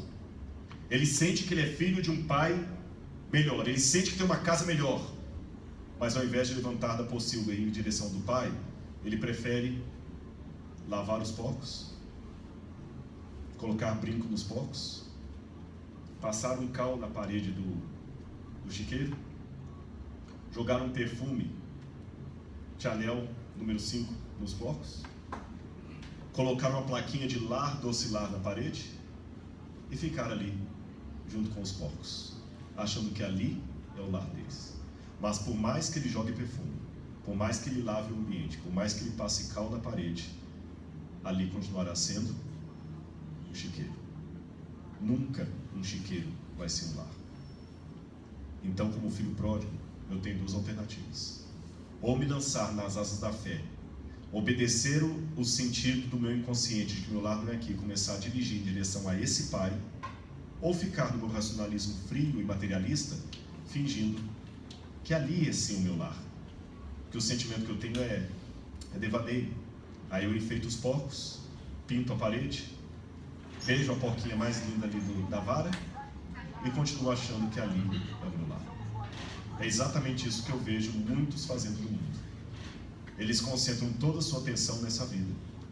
Eles se enfeitam, compram roupas de marca, carros do ano, investem na tecnologia mais avançada, no último aplicativo, na última festa, no último baile, na última moda. Ele está enfeitando os porcos, iludido em acreditar que a casa dele é aqui. Mas para não pensar que eu estou falando só dos ateus, me chama a atenção que hoje a maioria do mundo vive assim. A maioria das pessoas vivem como se a eternidade fosse aqui. Eles depositam toda a ficha aqui. E isso é estranho, porque nós vivemos num país onde, segundo o censo, 98% da população dizem crer em Deus. Se eu estivesse num país onde 98% da população diz não crer em Deus, faria sentido esse comportamento, porque eles acreditam que a vida é só isso aqui e acabou. Mas num mundo onde 98% dizem crer em Deus, mas vivem como os ateus, é porque, na verdade, muitos são ateus teóricos, dizem Deus não existe, enquanto outros são ateus práticos. Dizem que ele existe, mas vivem como se ele não existisse. Que tipo de pessoa é você? Pense nisso. Espero ter ajudado a você pensar um pouco. que nós estamos rumo ao nosso lar e que é o nosso lar, não é aqui. Muito obrigado pela atenção de vocês, eu espero ter me ajudado.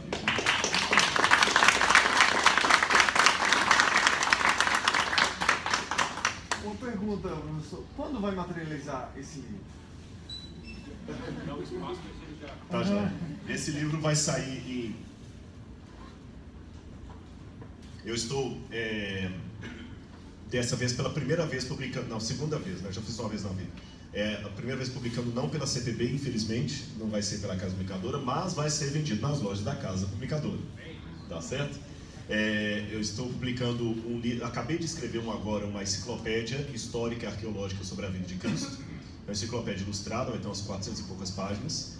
Já está sendo diagramada e vai ser lançada no NASP, no primeiro Congresso Internacional de Arqueologia Bíblica, que vamos ter lá em outubro. Já está tudo sendo preparado para lançar essa enciclopédia lá. E o outro, O Ceticismo da Fé, estou terminando, a editora já está com a faca no pescoço já, me cobrando. Eu acredito que deve terminar até o final do mês de setembro. E aí depois, depende agora, depois da diagramação, correção. Eu acredito que para dezembro o segundo já está sendo lançado também. Sim, eu esqueci de falar, o título do livro para ateus vai ser O Ceticismo da Fé, porque às vezes é preciso duvidar para crer. É mais ou menos uma das coisas que eu passei aqui, são trechos do livro. Então quem já prestou atenção aqui não precisa comprar, porque... Nós agradecemos aqui ao pastor pela brilhante apresentação, mas eu creio que nós temos um tempo, Rodrigo, e eu gostaria de estender este momento aqui do público perguntar, né? Porque a pergunta nos traz respostas, outras perguntas nos traz aprendizagem, e eu gostaria de começar e depois dar a oportunidade de cada um de falar diretamente a sua pergunta, a sua dúvida, né? O quanto apreciou também a palestra. Como você responderia? Eu sei que você já respondeu em diversos termos aqui, mas como responder resumidamente o que é o sentido da existência, para que saiamos daqui enfervescidos, né? Com uma boa resposta e para a nossa vida e também para pregoar a vida de outros cidadãos que podem entrar em contato conosco. Bom, em primeiro lugar, o sentido da existência ele é externo, porque eu já falei que ele não pode estar dentro do... né? Mas é um externo que se comunica com o interno, porque ele faz eco à minha busca. O sentido da existência ele é eterno, e o sentido da existência é um eterno que tem sentido. Não basta apenas viver para sempre, eu tenho que ter significado essa existência. Tem uma alegoria de uma ficção científica, onde um astronauta descobre no espaço sideral que a Terra explodiu, e ele foi o único ser vivo de todo o cosmos. Não ficou mais ninguém vivo, só ele tem certeza. Não tem nenhuma civilização em qualquer outro planeta, nem uma ameba, nem uma bactéria. Ele é o único que ficou vivo. Aí ele tem aqui no bolso dele dois frascos, 2 ampolas. Uma com o elixir da vida eterna, o outro com veneno. E a pergunta é, qual dos dois ele tomaria? Com certeza o veneno. Só que essa parábola diz que por acidente ele acabou pegando a ampola da vida eterna o nosso me mataria, foi a vida eterna. Mas ilustra que sim, não adianta viver para sempre. Você tem que ter uma vida com propósito, com afeição, com relações, com amor, com reciprocidade. Esse é o sentido da vida. Isso me permite então falar de uma maneira agora mais bíblica. O sentido da vida é Deus. É o nome que se dá para esse ser. Que nome? Sabe que Deus é uma palavra, como é que eu vou dizer? É uma palavra idle word, como diz em inglês. É uma palavra capciosa, é uma palavra de armadilha. Porque Deus é uma convenção. Você sabe que Deus é uma... Até algumas palavras é complicado, porque se eu fosse dar para vocês uma palestra sobre a realidade da linguagem, aí que a coisa ia mais longe ainda. Porque a linguagem, ela é um produto artificial para descrever a realidade. Mas a linguagem é completamente formada, ela é convencional. Nós damos nomes para as coisas, né? Então, Deus. Será que o nome dele é Deus? Deus vem do sânscrito, div, que significa luz. Aí, o que é Deus? Né? A gente fala do verdadeiro Deus e o falso Deus. Você está virando um Deus na vida do outro e tudo mais e tal. Então eu falo desse princípio que tem tudo isso que eu falei com vocês, que por coincidência tem as características daquele que a Bíblia fala que é o Salvador. Se eu pegasse tudo isso aqui e puxasse para a Bíblia mesmo, e até que eu tenha uma linguagem celestial ou eterna, vou continuar chamando pelo nome que eu aprendi, Deus. Você falou aí da ciência e que ela descobriu que teve um tempo que não tinha nada, nenhum tempo. E eu posso acreditar na ciência quando ela diz isso? E outra coisa, as coisas existem quando a gente toma consciência que elas existem? Ou elas... Existem independente da minha existência? Você fez duas perguntas bem profundas. Eu vou começar com a questão do tempo. E eu sei que a pergunta foi sobre o tempo, foi sobre a ciência, o tempo foi só uma ilustração. Eu acho o seguinte, eu amo a ciência, mas não o cientificismo. Eu amo a razão, mas não o racionalismo. Eu sou racional, mas não sou racionalista. Todo esse ismo, para mim, é muito perigoso. Aliás, você sabe que ismo é uma palavra que vem do mundo grego, significa um conjunto de ideias religiosas ou não religiosas, e que a medicina usou para falar de patologia emocional. Então, cuidado com os ismos. Eu tenho sempre, é lógico, não estou querendo dizer agora que catolicismo, adventismo, protestantismo é tudo doença de Deus, não é isso. Não vamos levar tão a fogo e ferro. Mas, disto posto, eu acho que eu não posso cometer o extremo de ser anticientífico. Jogar fora água suja, bacia e o menino junto. Também não posso cometer o extremo de tudo que a ciência fala, amém. Mesmo porque a ciência como autoridade não existe. O que existem são homens e mulheres que usam método científico. Quando eu digo que a ciência não existe, é como falar assim, olha, se eu disser a Igreja Católica é contra o aborto em qualquer de suas formas, essa frase é correta, ainda que você discorde dela. Por que ela é correta, ainda que você discorde dela? Porque a Igreja Católica é uma pessoa juridicamente constituída, tem um lugar chamado Vaticano, com um colegiado de teólogos que emite documentos em nome dessa pessoa jurídica chamada catolicismo. Correto? Mas eu não posso dizer a ciência como pessoa jurídica. Onde é que fica o Vaticano da ciência? Quem emite documentos? Não existe isso. Mas, do ponto de vista da lógica, eu acho que tudo aquilo, todas as hipóteses científicas ou teorias, que a hipótese e teoria não é a mesma coisa no método científico, mas tudo isso que a ciência levanta, e que eu não tenho uma razão óbvia para negar ou duvidar, porque tem uma dúvida desnecessária. Embora eu seja cartesiano, eu falei que Descartes dizia, eu não citei Descartes nesse sentido, só mencionei o método dele, né? Descartes dizia, o homem para crer em alguma coisa tem que começar discordando de tudo, duvidando de tudo. Ele levou a dúvida à potência máxima. Mas eu não posso chegar à dúvida à potência máxima que eu vou acabar jogando tudo fora. Todos os estudos até hoje demonstram que o que nós chamamos de tempo, que também é outra palavra, ele realmente tem um começo e tem um fim, e ele é ilusório. Einstein já mostrou isso com todas as ilustrações que temos, então não teria por que negar. E quando eu vou para a Bíblia, não tem nada na Bíblia também que se choque contra essa verdade. Então, só pegando esse gancho aí, vai ter um tempo que mesmo que eu não acredite na Bíblia, não estou falando do fim do mundo bíblico, mas até para essas pessoas vai ter um tempo fim. Sim. Eu não sou físico, mas eu vou tentar, de uma maneira leiga, que eu também sou leigo em física, dizer como é que o tempo é relativo e ilusório. Einstein dizia que se você, por exemplo, você entra num disco voador, num foguete, e aqui do lado de fora eu coloco um relógio atômico, e dentro do foguete outro relógio atômico, tá bom?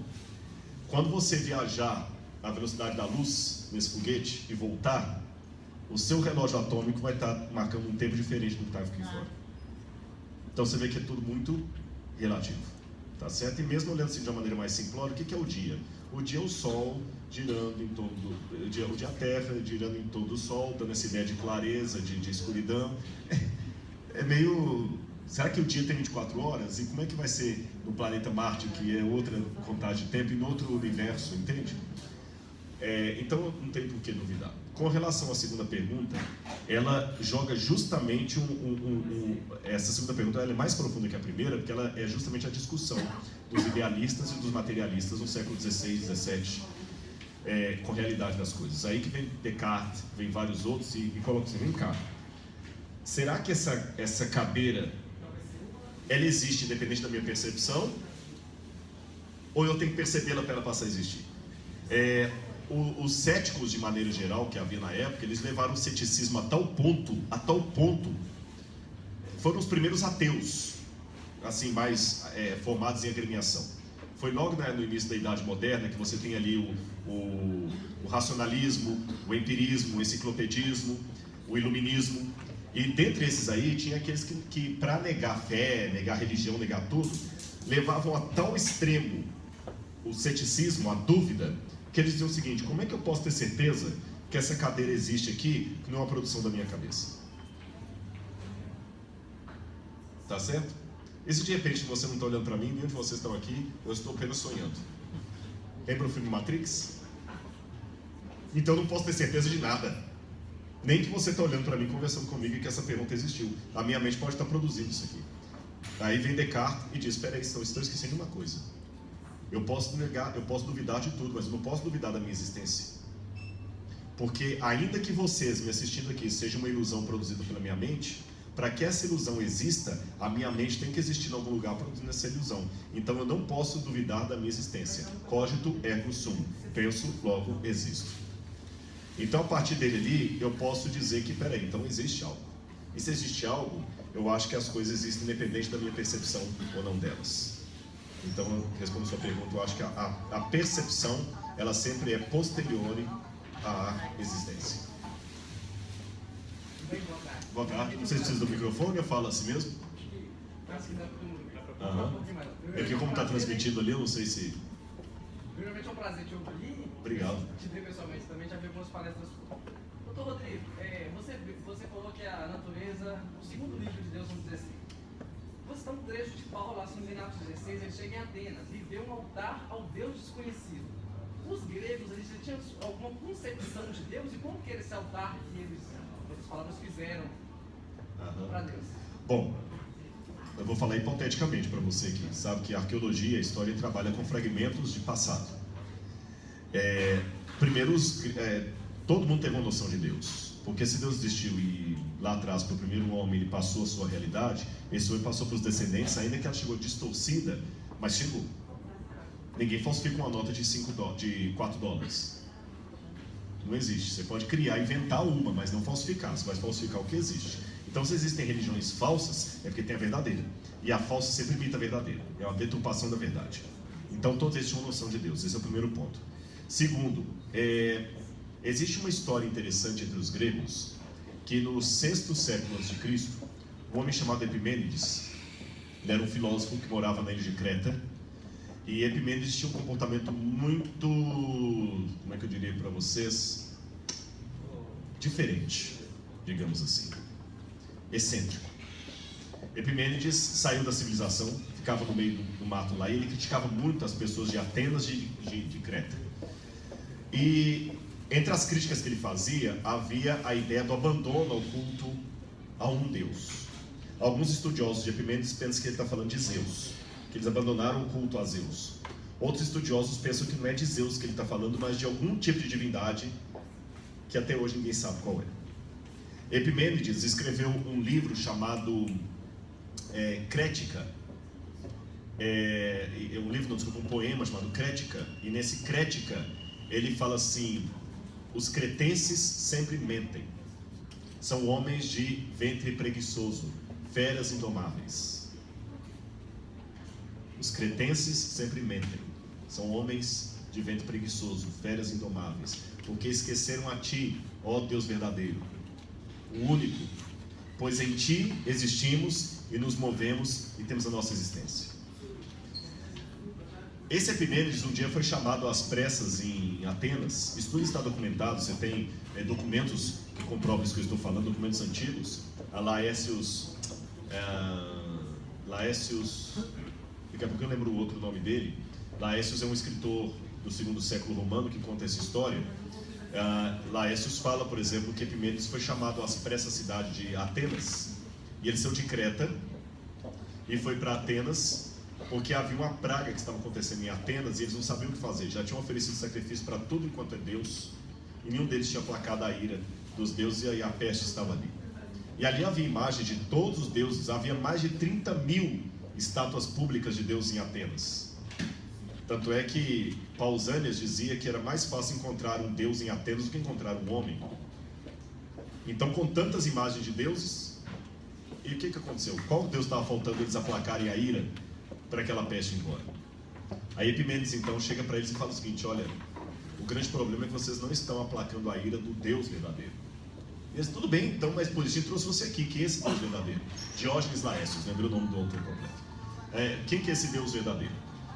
Eu não sei. Há tanto tempo nós o deixamos que eu não sei mais o nome dele. Mas é simples. Faça um altar para ele e ele vai se manifestar. Tudo bem, mas onde é que é para fazer o altar dele? Ele falou, também não sei. Faça o seguinte, subam até o Areópago, que é a colina de Marte, e soltem ovelhas ali. Deixe as ovelhas descerem a colina. Quando as ovelhas chegarem no lugar indicado por esse Deus verdadeiro, elas vão parar para vocês marcarem onde é que deve ser construído o altar dele. Eles soltaram as ovelhas, elas eram sozinhas e pararam em determinado lugar. Onde elas pararam, falaram, tá, é ali mesmo que tem que fazer o altar. Então, como é que é a imagem desse Deus? Não é para ser feita em forma de imagem. Deixa o altar vazio. Tá? Então, diga pelo menos o nome dele, para a gente poder escrever aqui. Diógenes Laércios nos diz que a orientação de Epimênides foram, eu também não sei, então coloque ao Deus desconhecido. E eles fizeram então o altar a esse Deus desconhecido, fizeram o sacrifício de algumas ovelhas, a praga cessou. 500 e poucos anos depois, Paulo está justamente no Areópago, revoltado porque viu um monte de imagem ali, e quando o pessoal pergunta, quem que você veio anunciar? Ele falou assim, ó, aquele Deus que vocês adoram sem conhecer ele, que eu vim anunciar. Então não sei se eu respondi a pergunta, se era isso aí. Por nada. Professor, só uma observação. Os físicos espaciais, os astrônomos, antes do Big Bang, eles falam da existência de uma singularidade cósmica, o ovo cósmico, que é justamente o que dá origem ao Big Bang. E dentro desse conhecimento se aplica aquele argumento que o senhor mas o negócio vem não do Big Bang, mas da singularidade cósmica que já existia antes do Big Bang e que continha toda a matéria do universo. O problema é que quem colocou isso aí, tentando resgatar a ideia de que não precisa de Deus para o universo, foi Stephen Hawking. Stephen Hawking, ele escreveu O Universo numa Casca de Nós, mas mais recente, o grande projetista, que ele escreve em Ponto de Ponto, onde ele está chegando à conclusão que eu não preciso da hipótese de Deus para criar o universo. Então ele coloca que havia os elementos ali já prontos. Isso não faz sentido. Eu vou dar uma explicação primeiro como leigo e depois vou citar um astrônomo ateu. Como leigo, eu digo assim, não faz sentido porque ainda que eu tenha um lote vazio, primeiro que o nada absoluto não é isso que o Stephen Hawking descreve ali, por mais brilhante que ele seja. Tá certo? Porque o nada é nada mesmo. Ele já coloca muitos elementos ali como a gravidade, energia, etc. Não existia nada mesmo. Todos que fizeram a teoria do Big Bang dizem que era nada mesmo. Esse ovo, a singularidade cósmica é outra coisa. A singularidade é, primeiro, como esses elementos surgiram, que é um elemento, que é um mistério. Eles surgiram, e além de surgir, a singularidade cósmica é que teve não é nem fração de segundo, é menos que nanofração de segundo para eles se juntarem de uma maneira da explosão. Então seria como se eu dissesse para vocês, olha, eu cheguei aqui nesse lote, um terreno baldio, e aqui já havia cimento, tijolo, areia, brita, cal, tinta. E por uma singularidade cósmica, esses elementos se juntaram, explodiram e fez essa casa que está aqui. Aí, mesmo que isso fosse a verdade, continuo perguntando, tá, e de onde veio o cimento? De onde veio o cal? A cal. De onde veio a cal? De onde veio o cimento? De onde veio a areia, a brita? continua um mistério. Elas estavam aqui por toda a eternidade, de onde alguém a colocou aqui? De onde elas vieram? Se existe algo, Alguém colocou. Mas ainda que eu fosse acreditar no absurdo de que elas estavam aqui por toda a eternidade, como é que elas podem ter explodido sozinhas numa singularidade cósmica a ponto de tudo isso aqui surgir?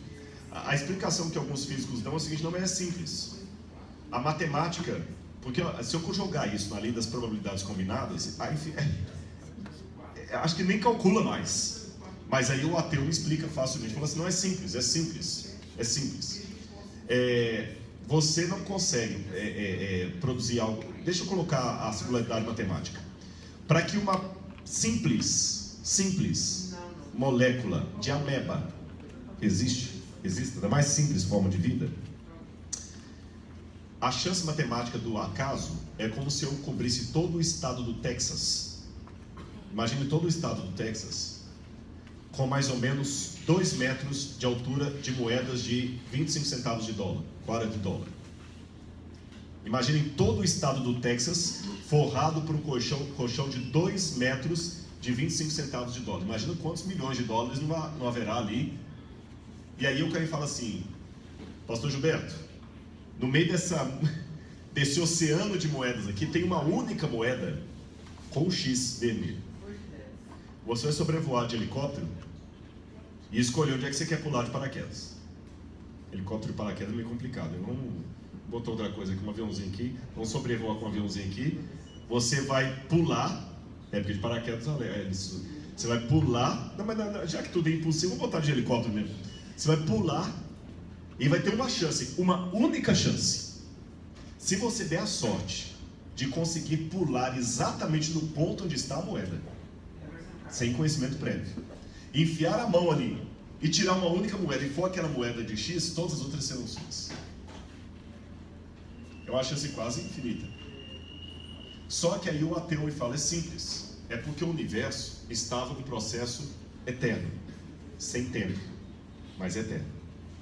Como era eterno, podia ficar repetindo o processo infinitas vezes até uma hora dar certo. Ou seja, eu ia ficar voando com você infinitas vezes em cima ali até que um dia realmente ia acontecer.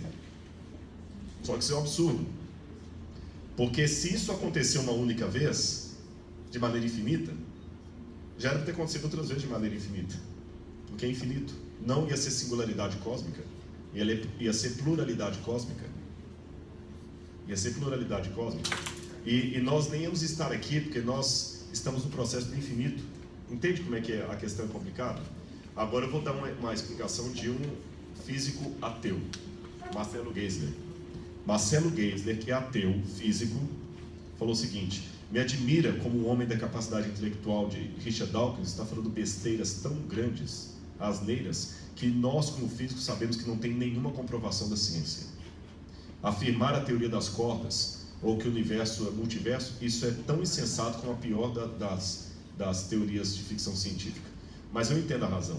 O homem quer ser Deus, por isso fica projetando coisas achando que ele pode encontrar a razão do universo. Seria mais humilde e honesto da nossa parte admitir que nós não sabemos. Então, eu tenho um físico dizendo que isso aí não procede.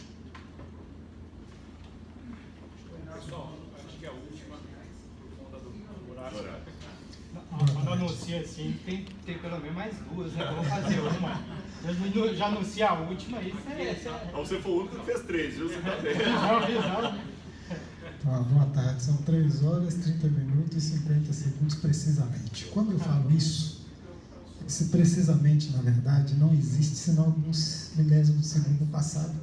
Porque eu pensei na verdade, eu olhei a informação, ela entrou, se processou, eu articulei, ela verbalizou, até que chegou ao ouvido dos senhores, ao conceito, e aí então essa realidade para os senhores, que para mim, na verdade, já foi.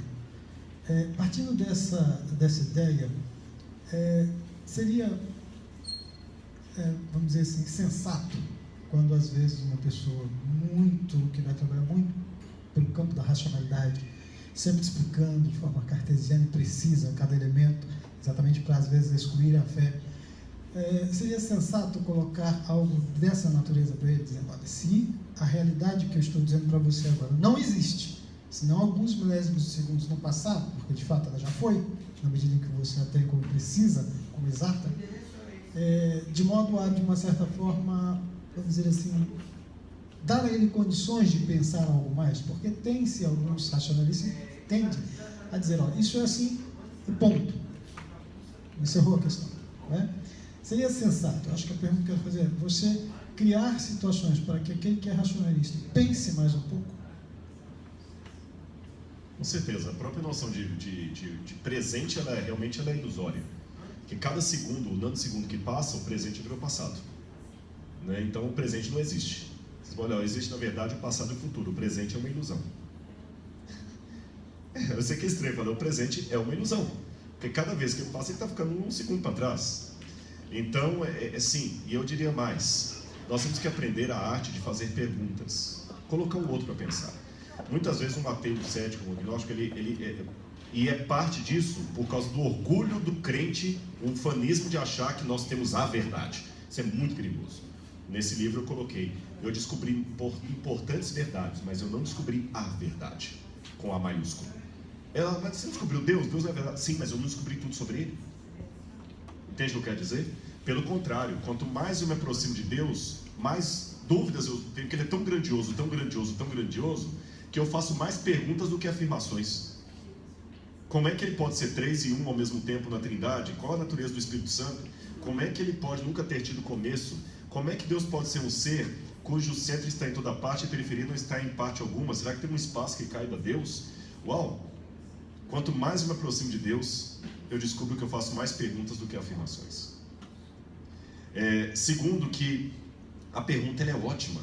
Nós, por causa do nosso estereótipo da fé como certeza absoluta de tudo, nós evitamos muitas vezes o questionamento. O cristão não questiona, a fé não questiona. Você está questionando Deus, você está questionando a Bíblia, Gente, até eu lembro quando eu entrei para a igreja, aqui em Belo Horizonte, uma coisa que eu ouvi naquela época, e por favor, desculpe, eu não concordo com isso, que o verdadeiro cristão jamais pergunta por quê, para crer. Que isso? Jesus então pecou na cruz, porque ele falou, Deus meu Deus, por que me desamparaste? Como é que eu não posso perguntar por quê? Mas infelizmente a religião não lida muito bem com pessoas que fazem perguntas. Os jovens começam a fazer perguntas que rapaz, é problemático. Na escola batida fica perguntando, mas para dominical lá, você está questionando a Ellen White, você está questionando a Bíblia, você está questionando Martinho Lutero, você está questionando o pastor. A gente não lida muito bem com as pessoas que questionam. É verdade, nota de rodapé, que existem aqueles questionadores que não têm dúvida sincera, então a vontade de aparecer. Não é desses que eu estou falando. Ou de complicar, exatamente. Eu não estou falando dessa turminha da bagunça, não. Eu estou falando da pessoa que tem uma dúvida honesta. Como eu tenho muitas dúvidas honestas. Há pessoas que é complicado, às vezes ele não tem dúvida, ele quer aparecer. Mas tem pessoas não, que ele tem uma dúvida honesta. Então eu não posso jogar tudo na mesma bacia. Não é porque você está questionando que você é questionadora. Tá certo? Não é porque você é questionador que você é mente aberta. Então, disto posto, nós temos esse tabu contra a pergunta, contra o questionamento. E acha que nós temos a verdade. Eu vou te mostrar aqui que eu estou certo. A minha religião é verdadeira, olha aqui. É porque a gente não tem mesmo resposta. Não tem, exatamente. Então, quando faz pergunta, eu me deparo que eu não sei nada. E a tendência, quando eu não sei, é qual? Eu me agarro nos meus dogmas. Eu acho interessante quando eu estou dando aula de arqueologia ou de Bíblia em alguns lugares, que eu coloco uma problemática bíblica, que depois a gente conseguiu uma explicação pela arqueologia. Mas antes que eu dê a explicação, você já nota os mais conservadores, inquietos na cadeira, eles sabem que eu sou crente, mas mesmo assim, mas não seria por isso? Não seria por aquilo? Você nota o desespero de encontrar. Eu falei, calma, você nem sentou para debruçar sobre o assunto e já quer encontrar uma resposta em 2 minutos? Esse é o nosso problema.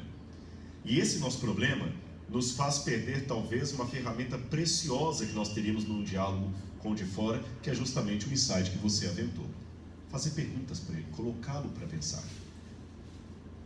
Por exemplo, vocês notaram que boa parte da minha reflexão aqui foi fazendo perguntas. E é uma máxima bíblica. A Bíblia é o livro que está mais repleto de perguntas. Vinde, arrazoemos, diz o Senhor. Vamos conversar. Não é isso? Eu vou dar a explicação. Provai e vede que o Senhor é bom. Provai. Quer dizer, fazer prova sensorial. Provai. Jesus falava muitas coisas fazendo perguntas. O que está escrito? Quem vos fez saber isso? Deus vai dizer, quem te fez saber que estava nu? Deus faz perguntas, me motiva a fazer perguntas. Os judeus, Jesus era judeu, amavam tanta pergunta que era o costume deles responder uma pergunta com outra pergunta. Perguntaram ao Rabino uma vez, por que vocês responderam a pergunta contra a pergunta e respondeu algo mal nisso? Então aprenda também a perguntar. Não apenas a querer dar a resposta, porque senão ele vai te encurralar. Se Deus é amor, por que morre cria assim? Mas por que mandou matar no Antigo Testamento? Mas se tinha doiado, por que tem japonês? Você nem respirou para responder a primeira, aí entra aquela questão que você falou, já tem a segunda, a terceira, a quarta, a quinta e a sexta, e ele vai te encurralar. Esses crentes não sabem responder. Aprenda a perguntar também. E você deu uma boa insight realmente. Por quê? O tempo é ilusão? O que dá sentido ao passado? E onde está a busca do futuro? Porque na verdade eu não tenho presente. Eu só tenho passado, que continua na dúvida de onde eu vim, e o futuro, que continua na dúvida para onde eu vou. Se a ideia, eu não vim de lugar nenhum, porque não existe Deus, não existe propósito, e não vou para lugar nenhum, nessa pergunta faz sentido que o que eu estou fazendo aqui também não existe, porque é o presente. Ou seja, tudo cai numa ilusão, numa bolha. Eu não sei, o chefe ele aqui já cortou. A última pergunta, já são 3h40. Isso que ele é brasileiro. Se fosse alemão, na Alemanha. A última é dele ou minha? Não, na Alemanha já fala assim: ó, desculpa, você já sabe que é carnaval brasileiro, sempre tem a última da última da última. Então, a última termina aqui. Rodrigo, nós sabemos que tem 3 religiões monoteístas, né? Sobre o cristianismo e o islamismo. Perguntei, não. Eu já vi alguns religiões explicando que, por exemplo, imagina que você pula dentro da piscina d'água e você bebe água. Então, Deus interiorizza dentro de você. Com que base? Eu acho que essa religião é panteísta, né? O panteísmo, o holismo, Por exemplo, isso é assim, as religiões da Índia, eles têm muito isso, que tudo faz parte de Deus. Se eu Deus tomo usa. água, me torno Deus? Na visão deles? Como é que funciona isso? Não é que na hora que você Explicar toma muito água, mais você isso? se toma Deus. O panteísmo está muito próximo do ateísmo moderno. Vou explicar por quê. O ateísmo moderno vai dizer que o universo é tudo o que há, que houve e que haverá. E os ateus não se enganem. Os ateus também têm um lado da religião. Sabe como é que eles respondem esse sentimento que eu falo por significado e tudo mais? O ateu vai falar o seguinte: é a magia. Existe um livro do Richard Dawkins sobre a magia.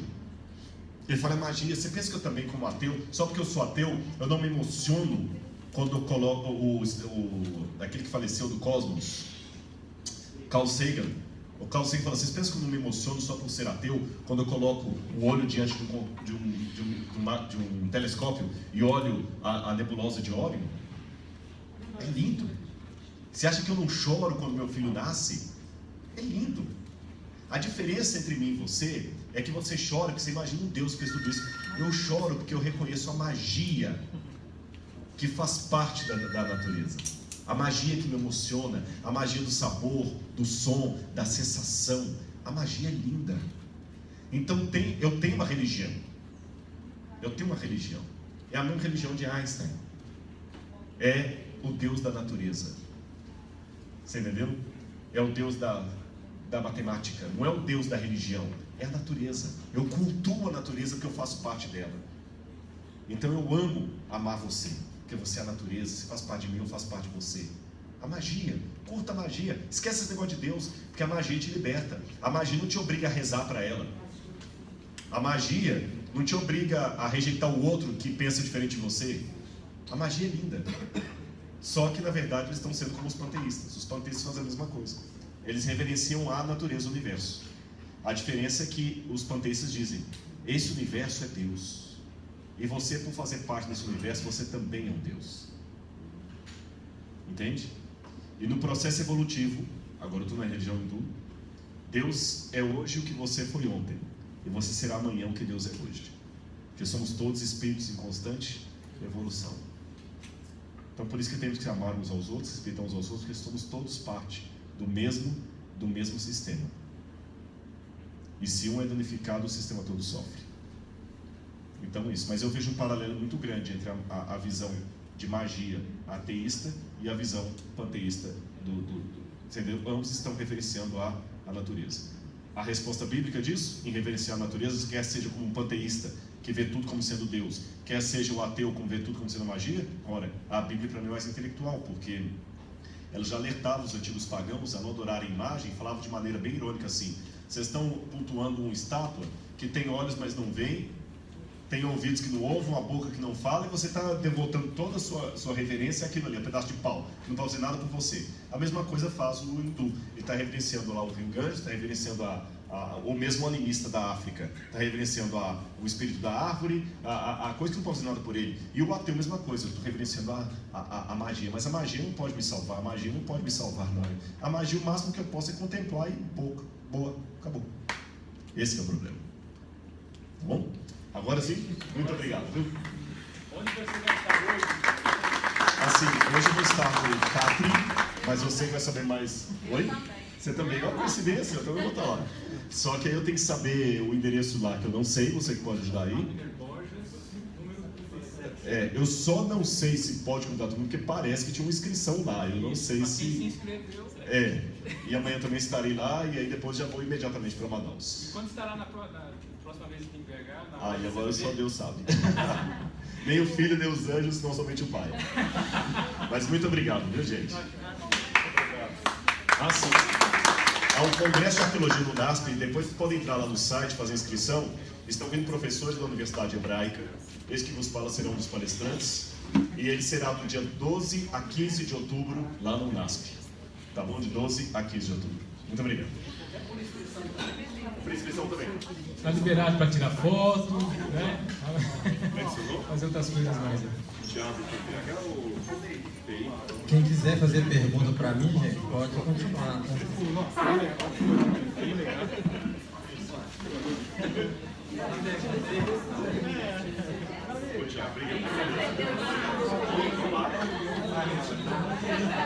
Rafael, agora eu queria perguntar a você.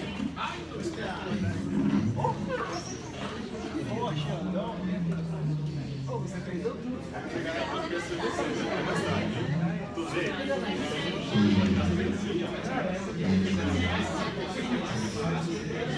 É mesmo? Um abraço para todo mundo aí também. Espero ter gostado. Grande abraço. Obrigado. Tira mais uma vez.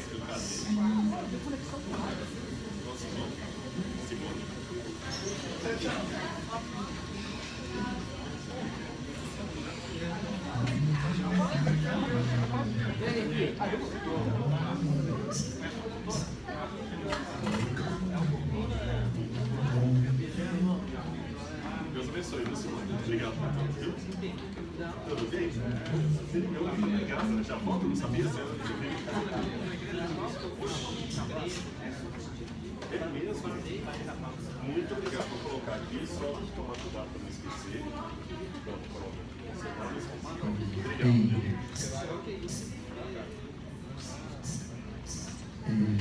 Obrigado. Deus abençoe. Tudo bem com a senhora? Deitado. Obrigado, viu? Deus abençoe. Gracinha. Tietão.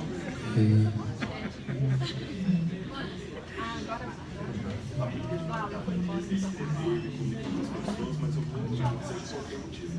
A verdade é que o pessoal vai ser dentro do link, faz uma coisa que realmente é Vídeo na matemática, e se precisar de área, você fala com sua mãe, que a gente conversa. o céu fica fechado. Viu? Vamos nos encontrar. Fique com Deus, tá? Com certeza. Nós temos que conversar. Beleza. Eu vou pesquisar. Sensacional. Eu posso chegar na hoje. Tchau,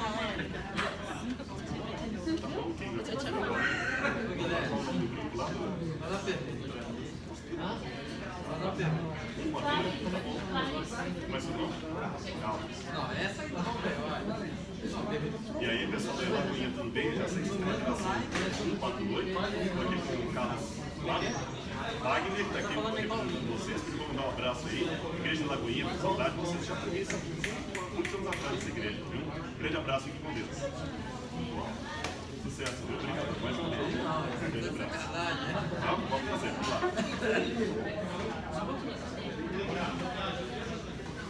Deus abençoe, muito obrigado. eu que agradeço. Tudo bem? Wesley, Tatiana, peço para minha só para remover as cadeiras.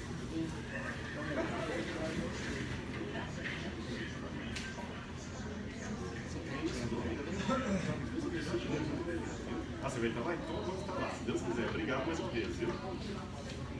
Quem vai aqui? Tudo jóia? Como é que tá? Na verdade, nós tiramos. Tirei a barba, levando a barba.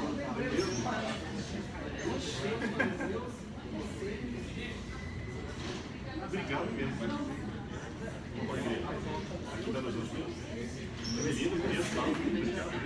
Obrigado.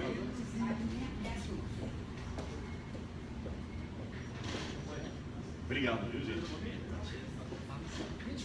Tudo bem? Prazer, como é que você tá? Meus amigos já tem aquele fora bem cedinho.